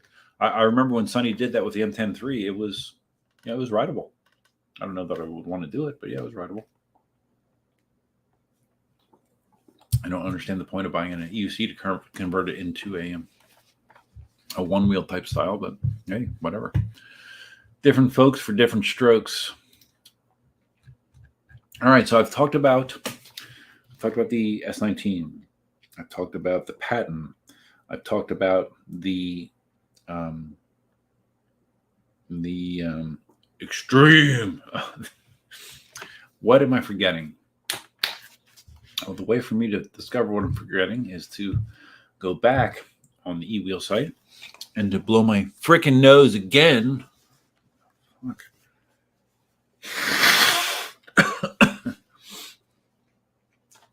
This is a new thing. Getting stuffy while live streaming. All right, let me look at what I'm seeing on the eWheel site that will ring a bell for me. Oh, they're already selling the A2 on the eWheel site as well. The waterproof A2. Let's see, how much is that? You guys can cruise, or you guys can browse with me. All right, the A2, $13.50. I don't know. Would you pay $13.50 for that?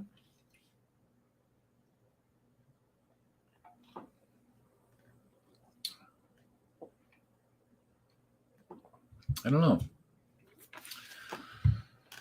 I mean, that'd be a nice little upgrade to my M10-3, which I don't ride anyways. 750 watt-hour battery capacity. Only 41 pounds, which nowadays is a light wheel. Very light wheel.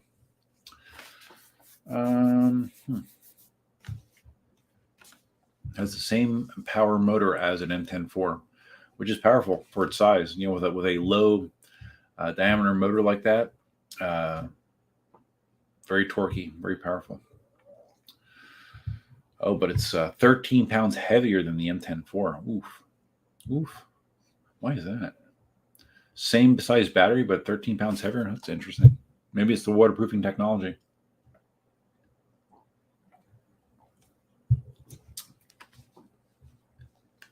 Again, an interesting wheel, but in reality, unless you're going to give me one for free, I'm not going to buy one. All right. Let's go back to see what else I'm forgetting. Commander Pro, the Commander. What's the smaller Commander called? Sounds like Commander Light. I don't know. Commander something. What the fuck is the smaller one called? Oh, sorry, I swore.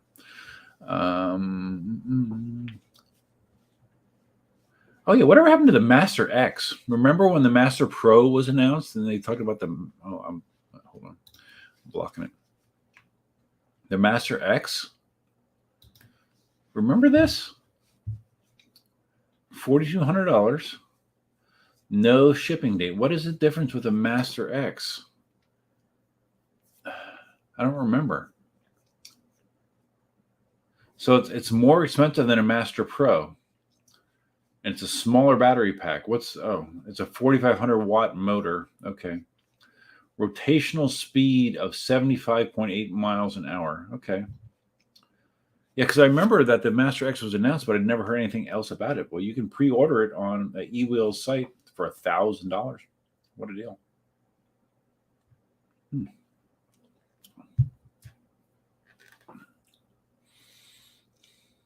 I don't.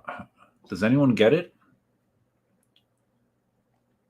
So it has the highest output motor of any Begode wheel. It looks like, but otherwise, I mean, it looks slightly different. But why are you paying more money for that than a Master Pro? I don't.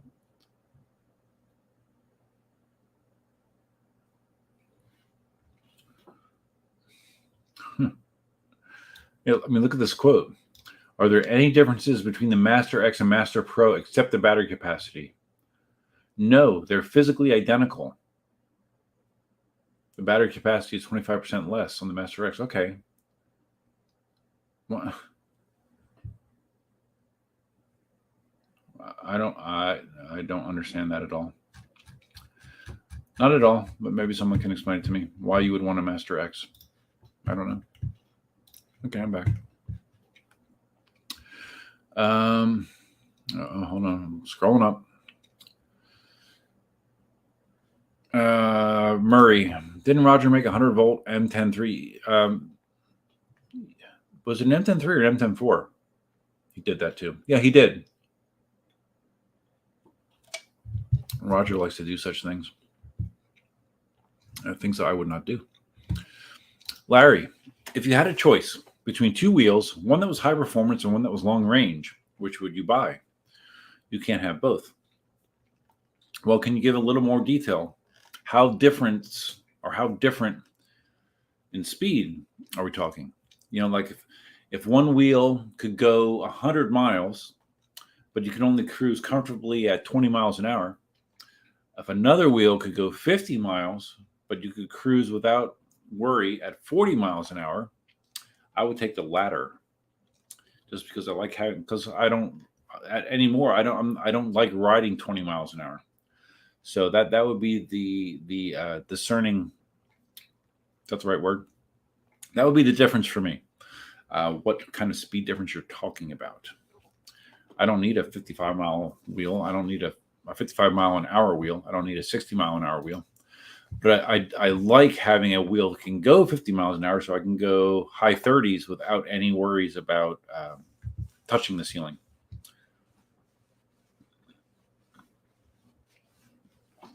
Dale says he'd want range. King Rook wants range, but again, I think the speed difference you're talking about is important.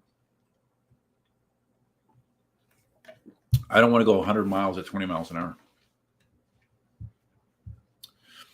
King Rook says if my V12 had more range, it would be perfect. Well, for me, I love my V12. I had a V12. For me, a V12 would have been perfect if it had suspension. I love the way that wheel felt. Yes, the battery is on the smaller side, but it got decent range for the size battery that it had. Enough range for 90% of my riding that I would do, I would say. So yeah, if the V12 had suspension, that would have been a killer combo for me. And there's some people saying the V14 is going to be basically that. Something like V12ish that has suspension. I would be happy with that. Tommy's here. What's up, Tommy? Firing off the extreme emojis like he always does. What's up, buddy? Nice to see you. Manji, I think the Schick Hydro 3 shaves better than the Schick Hydro 5. Well, I've never used either of those razors. I have, what's it called? My razors is it Dollar Shave Club, which aren't $1 anymore. I think they still call themselves Dollar Shave Club. I was a member of that club for years and years, and I accumulated such a surplus of blades that I eventually dropped my membership because I had, and I still have, probably a couple dozen blades, and blades last me a long time because I don't fully shave every day. So yeah, Dollar Shave Club. Never use a Schick Hydra 3 or Schick Hydro 5. So yeah, another tangent. There you go, guys. Aren't tangents fun? Okay, so Larry, again, referring back to his question, range or power. He says, one is really sexy, sporty wheel that you just want to get on and ride. You're talking about like the Z10. The other is safer and will travel much longer, but isn't as sporty. But what's the speed difference? What's the speed difference, Larry? That's what I'm saying. That matters. If one wheel goes 50% as fast as another, that's gonna push me one direction, regardless of overall speed. Imagine like if the Z10 had like a big battery in it, huh? Dale says, Tommy, check your inbox. Oh, no. Are you sending Tommy some of those memes you sent me? Dale, you probably are.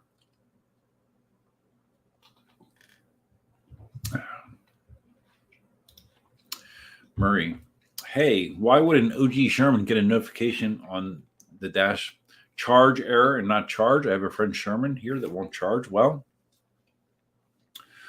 was it dropped? Has it been dropped at all?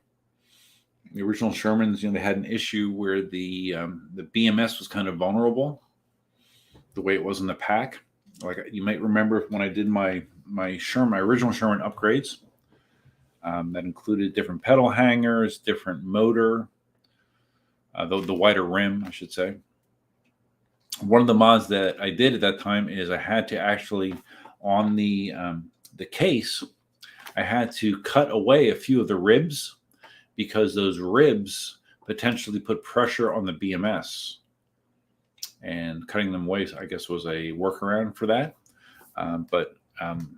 Like if it took an impact on the side, there's a possibility that it could screw with the BMS, which could potentially cause a charging error. It definitely would cause some sort of error. If the BMS is knocked loose, it's not going to charge right. But that's just a guess. Larry, I think it's a more existential question.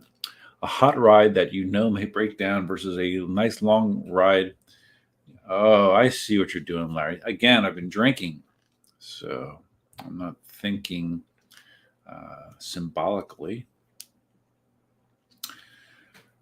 A hot ride that may break down versus a long ride that you sure will last a long time. Well, the ride that could last a long time, I don't know. But if it could last a long time, what if you like hot rides? I mean, can't you have it both, Larry? Can't you have a hot ride that lasts a long time? Is that possible? Is that a thing? Is that something that actually happens? I don't know. I haven't seen it in the EUC world yet. Dale says, inside joke, guys. Dale says, in reference to Tommy, I'm hooking him up on a video call with Inmotion CEO, but he never checks it. What? How are you hooking up Tommy with a call with the Inmotion CEO? What? Are you like his secretary, Dale? What's up with that? Since when do you have connections to Inmotion? I thought you were a KingSong guy, and now you're making friends with the Pagode president. Now you have a hotline to the Inmotion CEO. Really, Dale? Wow. You are really becoming like an EUC celebrity. Let me tell you, it's crazy.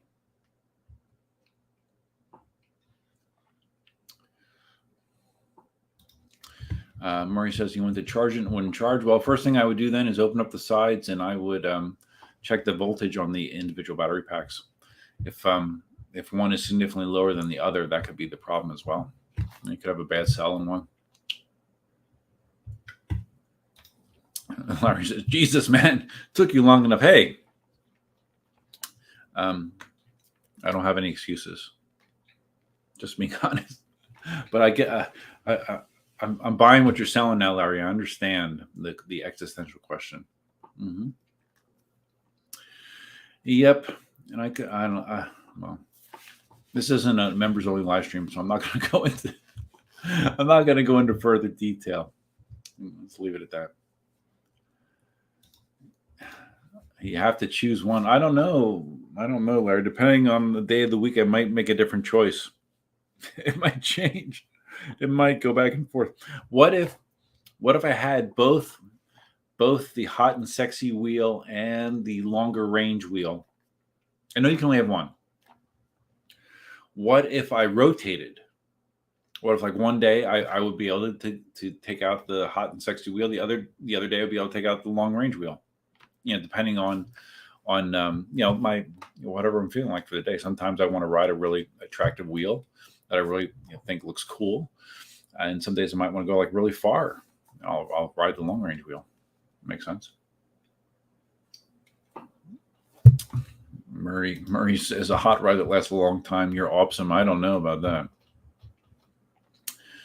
I don't know.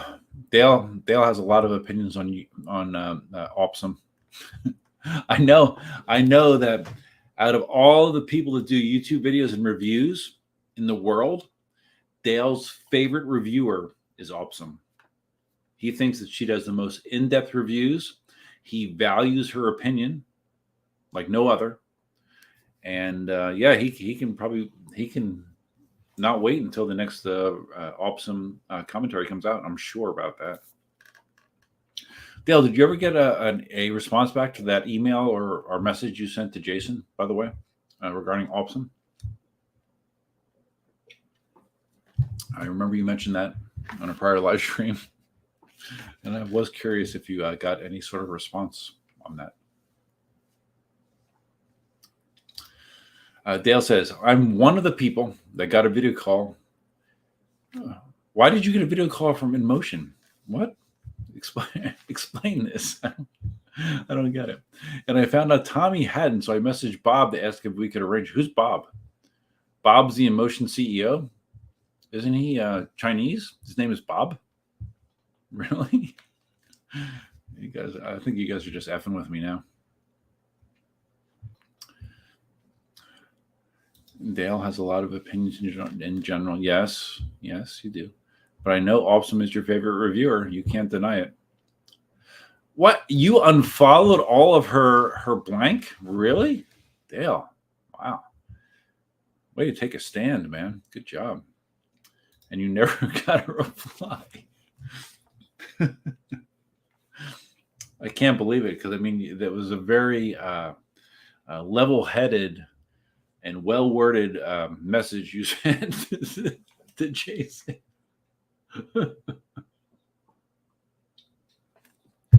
It was really good. In regards to the Inmotion CEO. Oh, so Bob is probably not his real name, but that is his English name. Was that a thing? You can have a Chinese name and an English name. So I can have an English name. Can I have a Chinese name as well? I guess I can, right?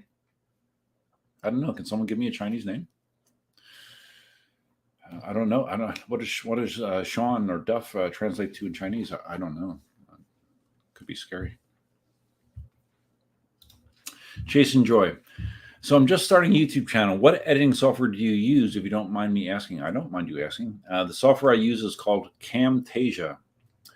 A lot of people stick to Adobe Premiere. More expensive, not very intuitive. I've used Adobe Premiere years and years and years ago. But no, I've used Camtasia Pro for 5 years at least, maybe more actually, I think. Camtasia, I like it. Costs like $250 a year, maybe. It's intuitive. It's not as powerful as Adobe Premiere, but I mean, it does what I need, and it's not that hard. I'm sorry for burping. But yeah, Camtasia. Look up Camtasia. I also have a subscription to Camtasia. Has like assets where you get free access to clip art, you get free access to video files, to images, to sound effects, to music. That's $199 a year for that access. So I do that as well. So that's where I get some of the weird things that you see in my videos. Manji, did I talk about the S19 yet? Yeah, what do you think about the S19, Manji? I did. And my general consensus is I think it's underwhelming. And I think that the price point is too close to the S22 to merit buying it. If I'm going to spend that much money for $300 more, I can get an S22. And depending on where you buy it, for almost the same money, you could get an S22 as an S19. I'd rather have an S22. It's just more capable all the way around. So, yeah. I think my opinion is the S19 is probably going to be a flop. But maybe I'm wrong. Someone had the opinion earlier that he thinks that it's going to tap into a different type of buyer. I don't understand why. But maybe. It's possible. Oh, Melody's here. Hey, Melody. I was talking about the gang out there in California. So Moto Wheel Melody says most Asians have an English name versus their real name. Really? Okay, well, you would know. No, I didn't know that. So they go by both. Is that what you're saying? And what's the reason for that? Just because of dealing with the West, or what's the reason? Murray says, I know it is difficult to make a phone call in China. Is it? I don't know. I have no frame of reference about that, Murray. Murray with his jokes. Too easy to wing the Wong number. Oh, Murray. Gee. Bad joke.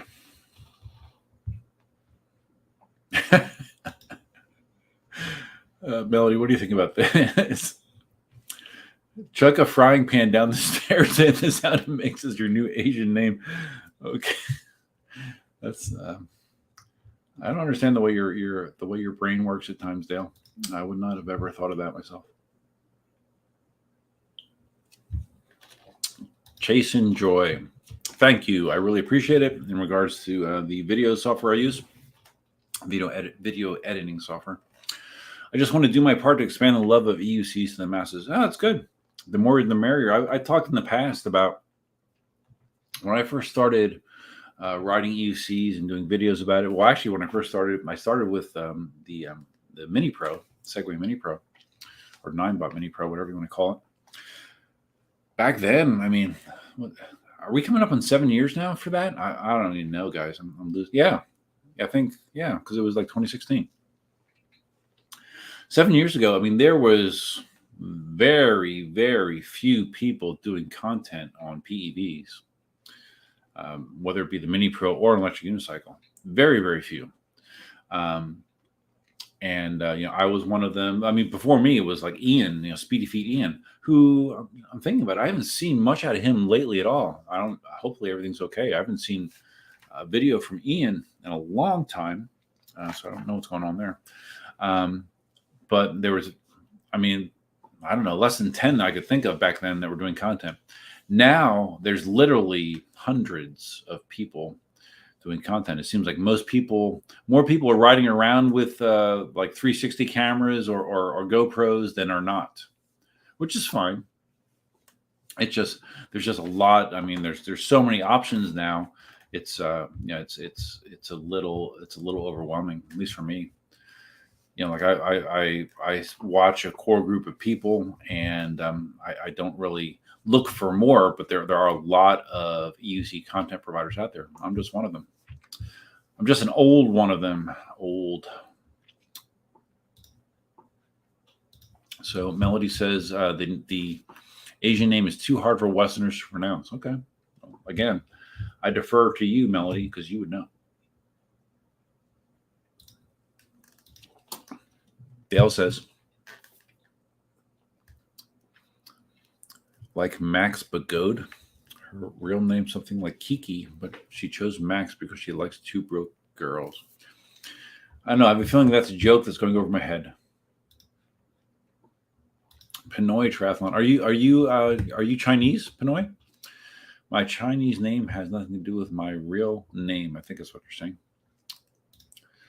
Chase and Joy had a 9-bot1. So did I. My first EUC was a 9-bot1E Plus. I bought it shortly thereafter having the the Segway Mini Pro or 9-bot Mini Pro, thinking mistakenly that because learning the Mini Pro was so easy that it would not be significantly harder to learn to ride an electric unicycle. And if you look back at my channel on my process that I went through trying to learn to ride the 9-bot1, that was not the case. I had challenges. I had some falling and a lot of frustration, but I eventually learned. But it took me much longer than a lot of people. Murray used to work a lot with Vietnamese people. They had their name. They call each other then a Western name for talking to us. I'm not gonna. Oh, Murray, man. Okay, Murray. I'm not gonna say that whole thing. Colin Becknell. Colin, I don't know if I've seen you in the live stream before, but if not, welcome. Hey, I'm about to watch your videos on the T4. Would you recommend getting one for MTB trails? It'll be my first EUC. I ride other PEVs. It's a relatively affordable option. Yeah, I mean, it doesn't have the power of like a veteran Patton, for example. It doesn't have the power of the Extreme that is not out yet. No, but lots of people use the T4 for trails. It's kind of like a poor man's Master, I guess. It's a 100-volt powertrain, but the suspension on the T4 is actually quite comfortable. I like riding the T4. It's 16 inch, so it's nimble, easy to throw around compared to a lot of bigger wheels. So, yeah, for a first wheel, it's not a bad choice, you know. And you're not spending a fortune. I mean, you're spending what's a T4 sell for nowadays?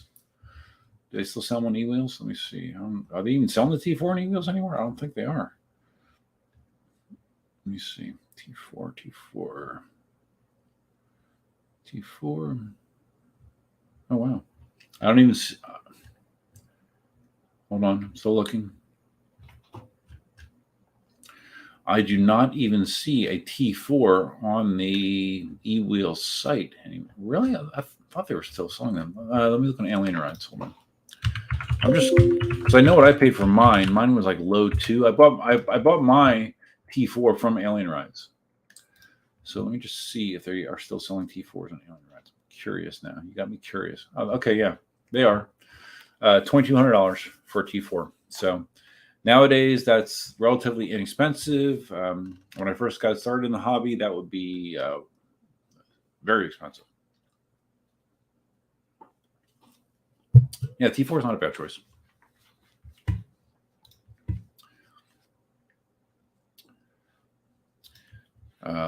Dale says, Jonathan hasn't done an episode of the EUC show lately. Yeah, I know Jonathan was doing that.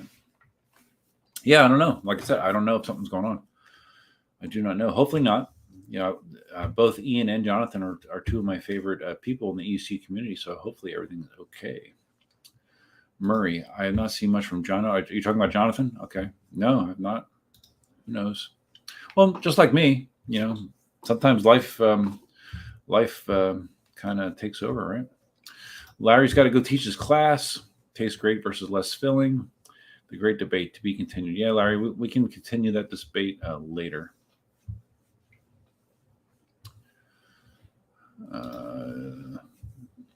No, not a joke. What you said earlier. What did you say earlier again? I don't know. Dale, you say so many things. I don't even know what you're referring to now. Okay, Larry's out. Pinoy. What's your most durable, less maintenance, less headache EUC?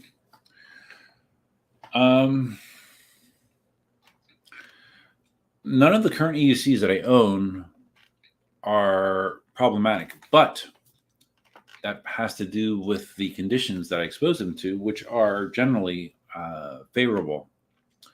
I currently have a Sherman S, a KingSong S22, a Begode T4, a Begode M10 III, and an Inmotion V10F. My riding conditions down here, it's primarily flat. I very rarely take them off road unless I'm going to the swamp. So I haven't had significant problems with any of these wheels. Of the wheels I own, I would say I kind of am partial to Veteran. My original Veteran was one of my favorite. Veteran Sherman was one of my favorite wheels ever. Built like a tank, looked like a tank. And so far, out of the current wheels that I own, I would say the Sherman S is my favorite wheel that I own. So, yeah, Sherman. I don't know. Veteran makes a good wheel. Just don't buy the what was that shitty wheel that was 22 inches and used to just cut out on you. Oh my God! How can I be? Blanking? I guess it's the alcohol. Hold on. Google will save me. Save me, Google. Where is it? Oh, you can't even find it because it was so shitty. The Abrams. Yeah, don't buy an Abrams. But all the other Veteran wheels, I'm a fan.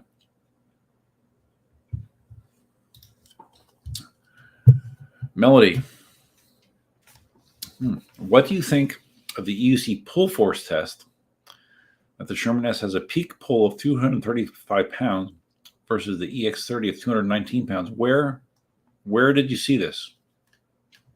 I'm not aware of a pull force test. What do they do? Put like a weighted sled behind a EUC and try to pull shit? I have not heard of that, Melody. That is interesting that the Sherman S would have a higher number than the EX30 because the EX30 is generally regarded as a more powerful wheel, torquier and faster. So that is interesting.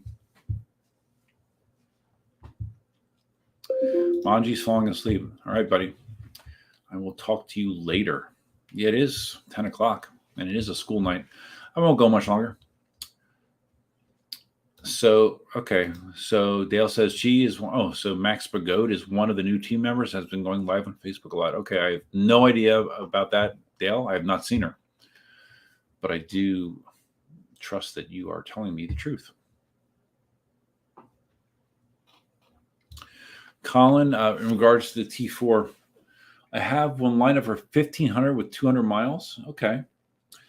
I was trying to figure out the RS19. Well, that's non-suspension wheel. T4 or something else. 220 with your gear. I mean, the T4 can handle it. I mean, that's a little high for a T4, but I mean, it all depends. I mean, if you're going to trail ride, suspension makes a big difference in your comfort and capabilities trail riding. So it makes a big difference. It's your weight. I mean, the T4 is rated to carry someone your weight. It just is, it's not the most powerful wheel, but it would handle it. $1,500 is not bad. I got a message from Larry. Yeah, it's not bad. I mean, if you gave me a choice between a T4 and an RS19, I would take a T4. So take that for what it's worth. Dale said the 16X came in third on that test, on the pull test. Yeah, what is this pull test about? How did I miss this? I know nothing about it. 16X is torquey. The 16X is a high torque motor. The 16X has done very well on like hill climb tests. And the 16X was put, my hair looks like shit, doesn't it? Just got my hair cut. Probably from sweating and shit. The 16X has always performed well in torque tests. Like I remember Jack, I think he was doing this was, I don't know, a year ago or so. He's doing a steep incline test and he had a number of wheels and I think several of them burned up on the test. Like he fried the system board doing it. 16X he did multiple times and it passed. So the 16X is no joke when it comes to torque.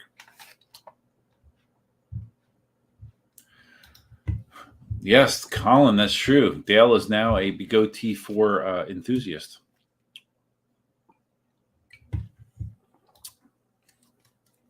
So, Melody, have you not gotten a new wheel since I've been out there? Because I know you were riding a Master when I was out there. So you're still just riding your Master? I mean, a Master obviously is a lot more powerful than a T4. But what's a Master cost compared to a T4? Let me see.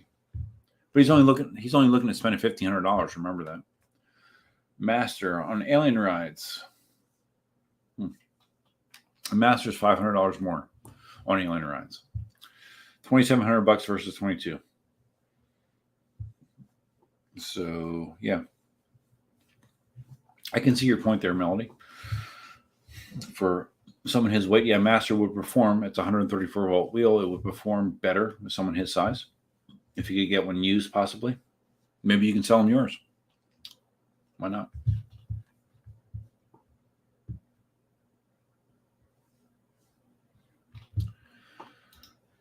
Oh, Melody, you got an EX30, did you?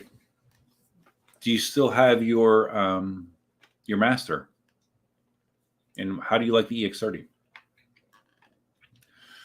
I have the eWheels Test EX30 sitting in my kitchen. I haven't ridden it since I did the wrap up video. EX30 was cool. I think my EX30. Those of you that saw my videos in the EX30, you will have noticed if you looked at it from the front on view that the rear seat had an angle to it. Something happened to it in New York that bent the seat and probably bent the metal that supports the seat, I imagine, because the rear seat is cockeyed. And I'm wondering in retrospect, like I was complaining on like my range tests and other rides, how I was feeling a persistent left lean when I was riding at higher speeds, which was very annoying over a long distance to counteract that the entire time. And the more I think about it, the more I think that it might be related to that twist, possibly. Because I haven't heard anyone else talk about that. All right, that's 3 Cayman Jacks. I'm good. That's enough for a Monday night. Melody says no one has a T4 in LA. Well, for the type of rides you do, yeah, I understand. You know, it has a smaller battery, has a 1800 watt hour battery, right? The T4. Yeah, you guys do longer rides, higher speeds. So yeah, I can understand that for the kind of riding you do. But if this guy's just riding primarily by himself and not looking to spend a lot of money, I don't know. And he's never ridden before, it might be a good first option. Dale says the T4 is very popular in Australia. Some group rides with 10 riders and there's 4 T4s. Okay. It's an affordable option. Melody says the Master is currently my favorite wheel since I ride to work every day. EX30, I haven't ridden it yet. Really? Those pads bother you that much? Really? Okay. The pad. I mean, I have the stock pads on the EX30 demo unit, although the New York City guys cut part of it out, so I don't really have the full stock pad setup. But I mean, for me, it was fine. But you ride a lot differently than me. That's funny. You haven't ridden it yet, though. If those pads bother you that much that you don't want to ride it without grizzlies, that's interesting. So you still have your Master. You answered my question. Cool. Colin says, yeah, I don't want to go all out right away. My first UC, I could truly buy any wheel, but I want to build my way up. Yeah, I mean, for $1,500, I don't think that's a bad move, Colin. That's my opinion. That is my opinion. A lot of people break the headlight mounts. Really? I'm looking at mine right now. Really? Because they're kind of encased. They're kind of encased in that padding on my T4. I'm looking at it right now to my left, even though you can't see it. What? So they have a crash and it goes down nose first and it breaks the headlight mount? I guess I could see that. Well, Colin says that, okay, so the one he's looking at has a broken bracket for the headlight. Okay. Mine is intact because I've never crashed my T4. Murray's advice: buy a cheap used shitter to learn on, then you will know what you want once you can ride.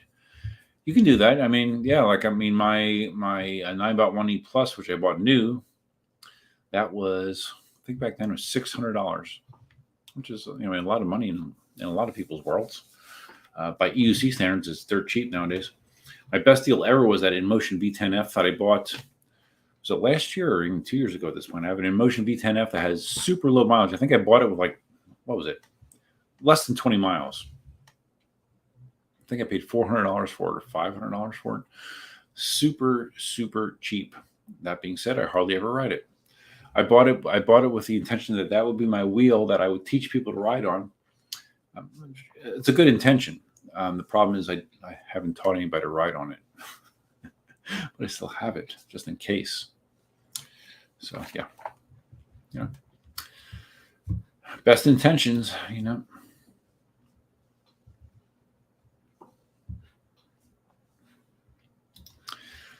Murray would get the T4 for $1,500, but get a $300 V5F, an Inmotion V5F. I don't know, man. V5F is a 14-inch wheel. At least for me, I'm a taller guy. So obviously, Cindy and Katie, Cindy's daughter, had V5Fs, and Katie in particular loved it. For me, it was too small.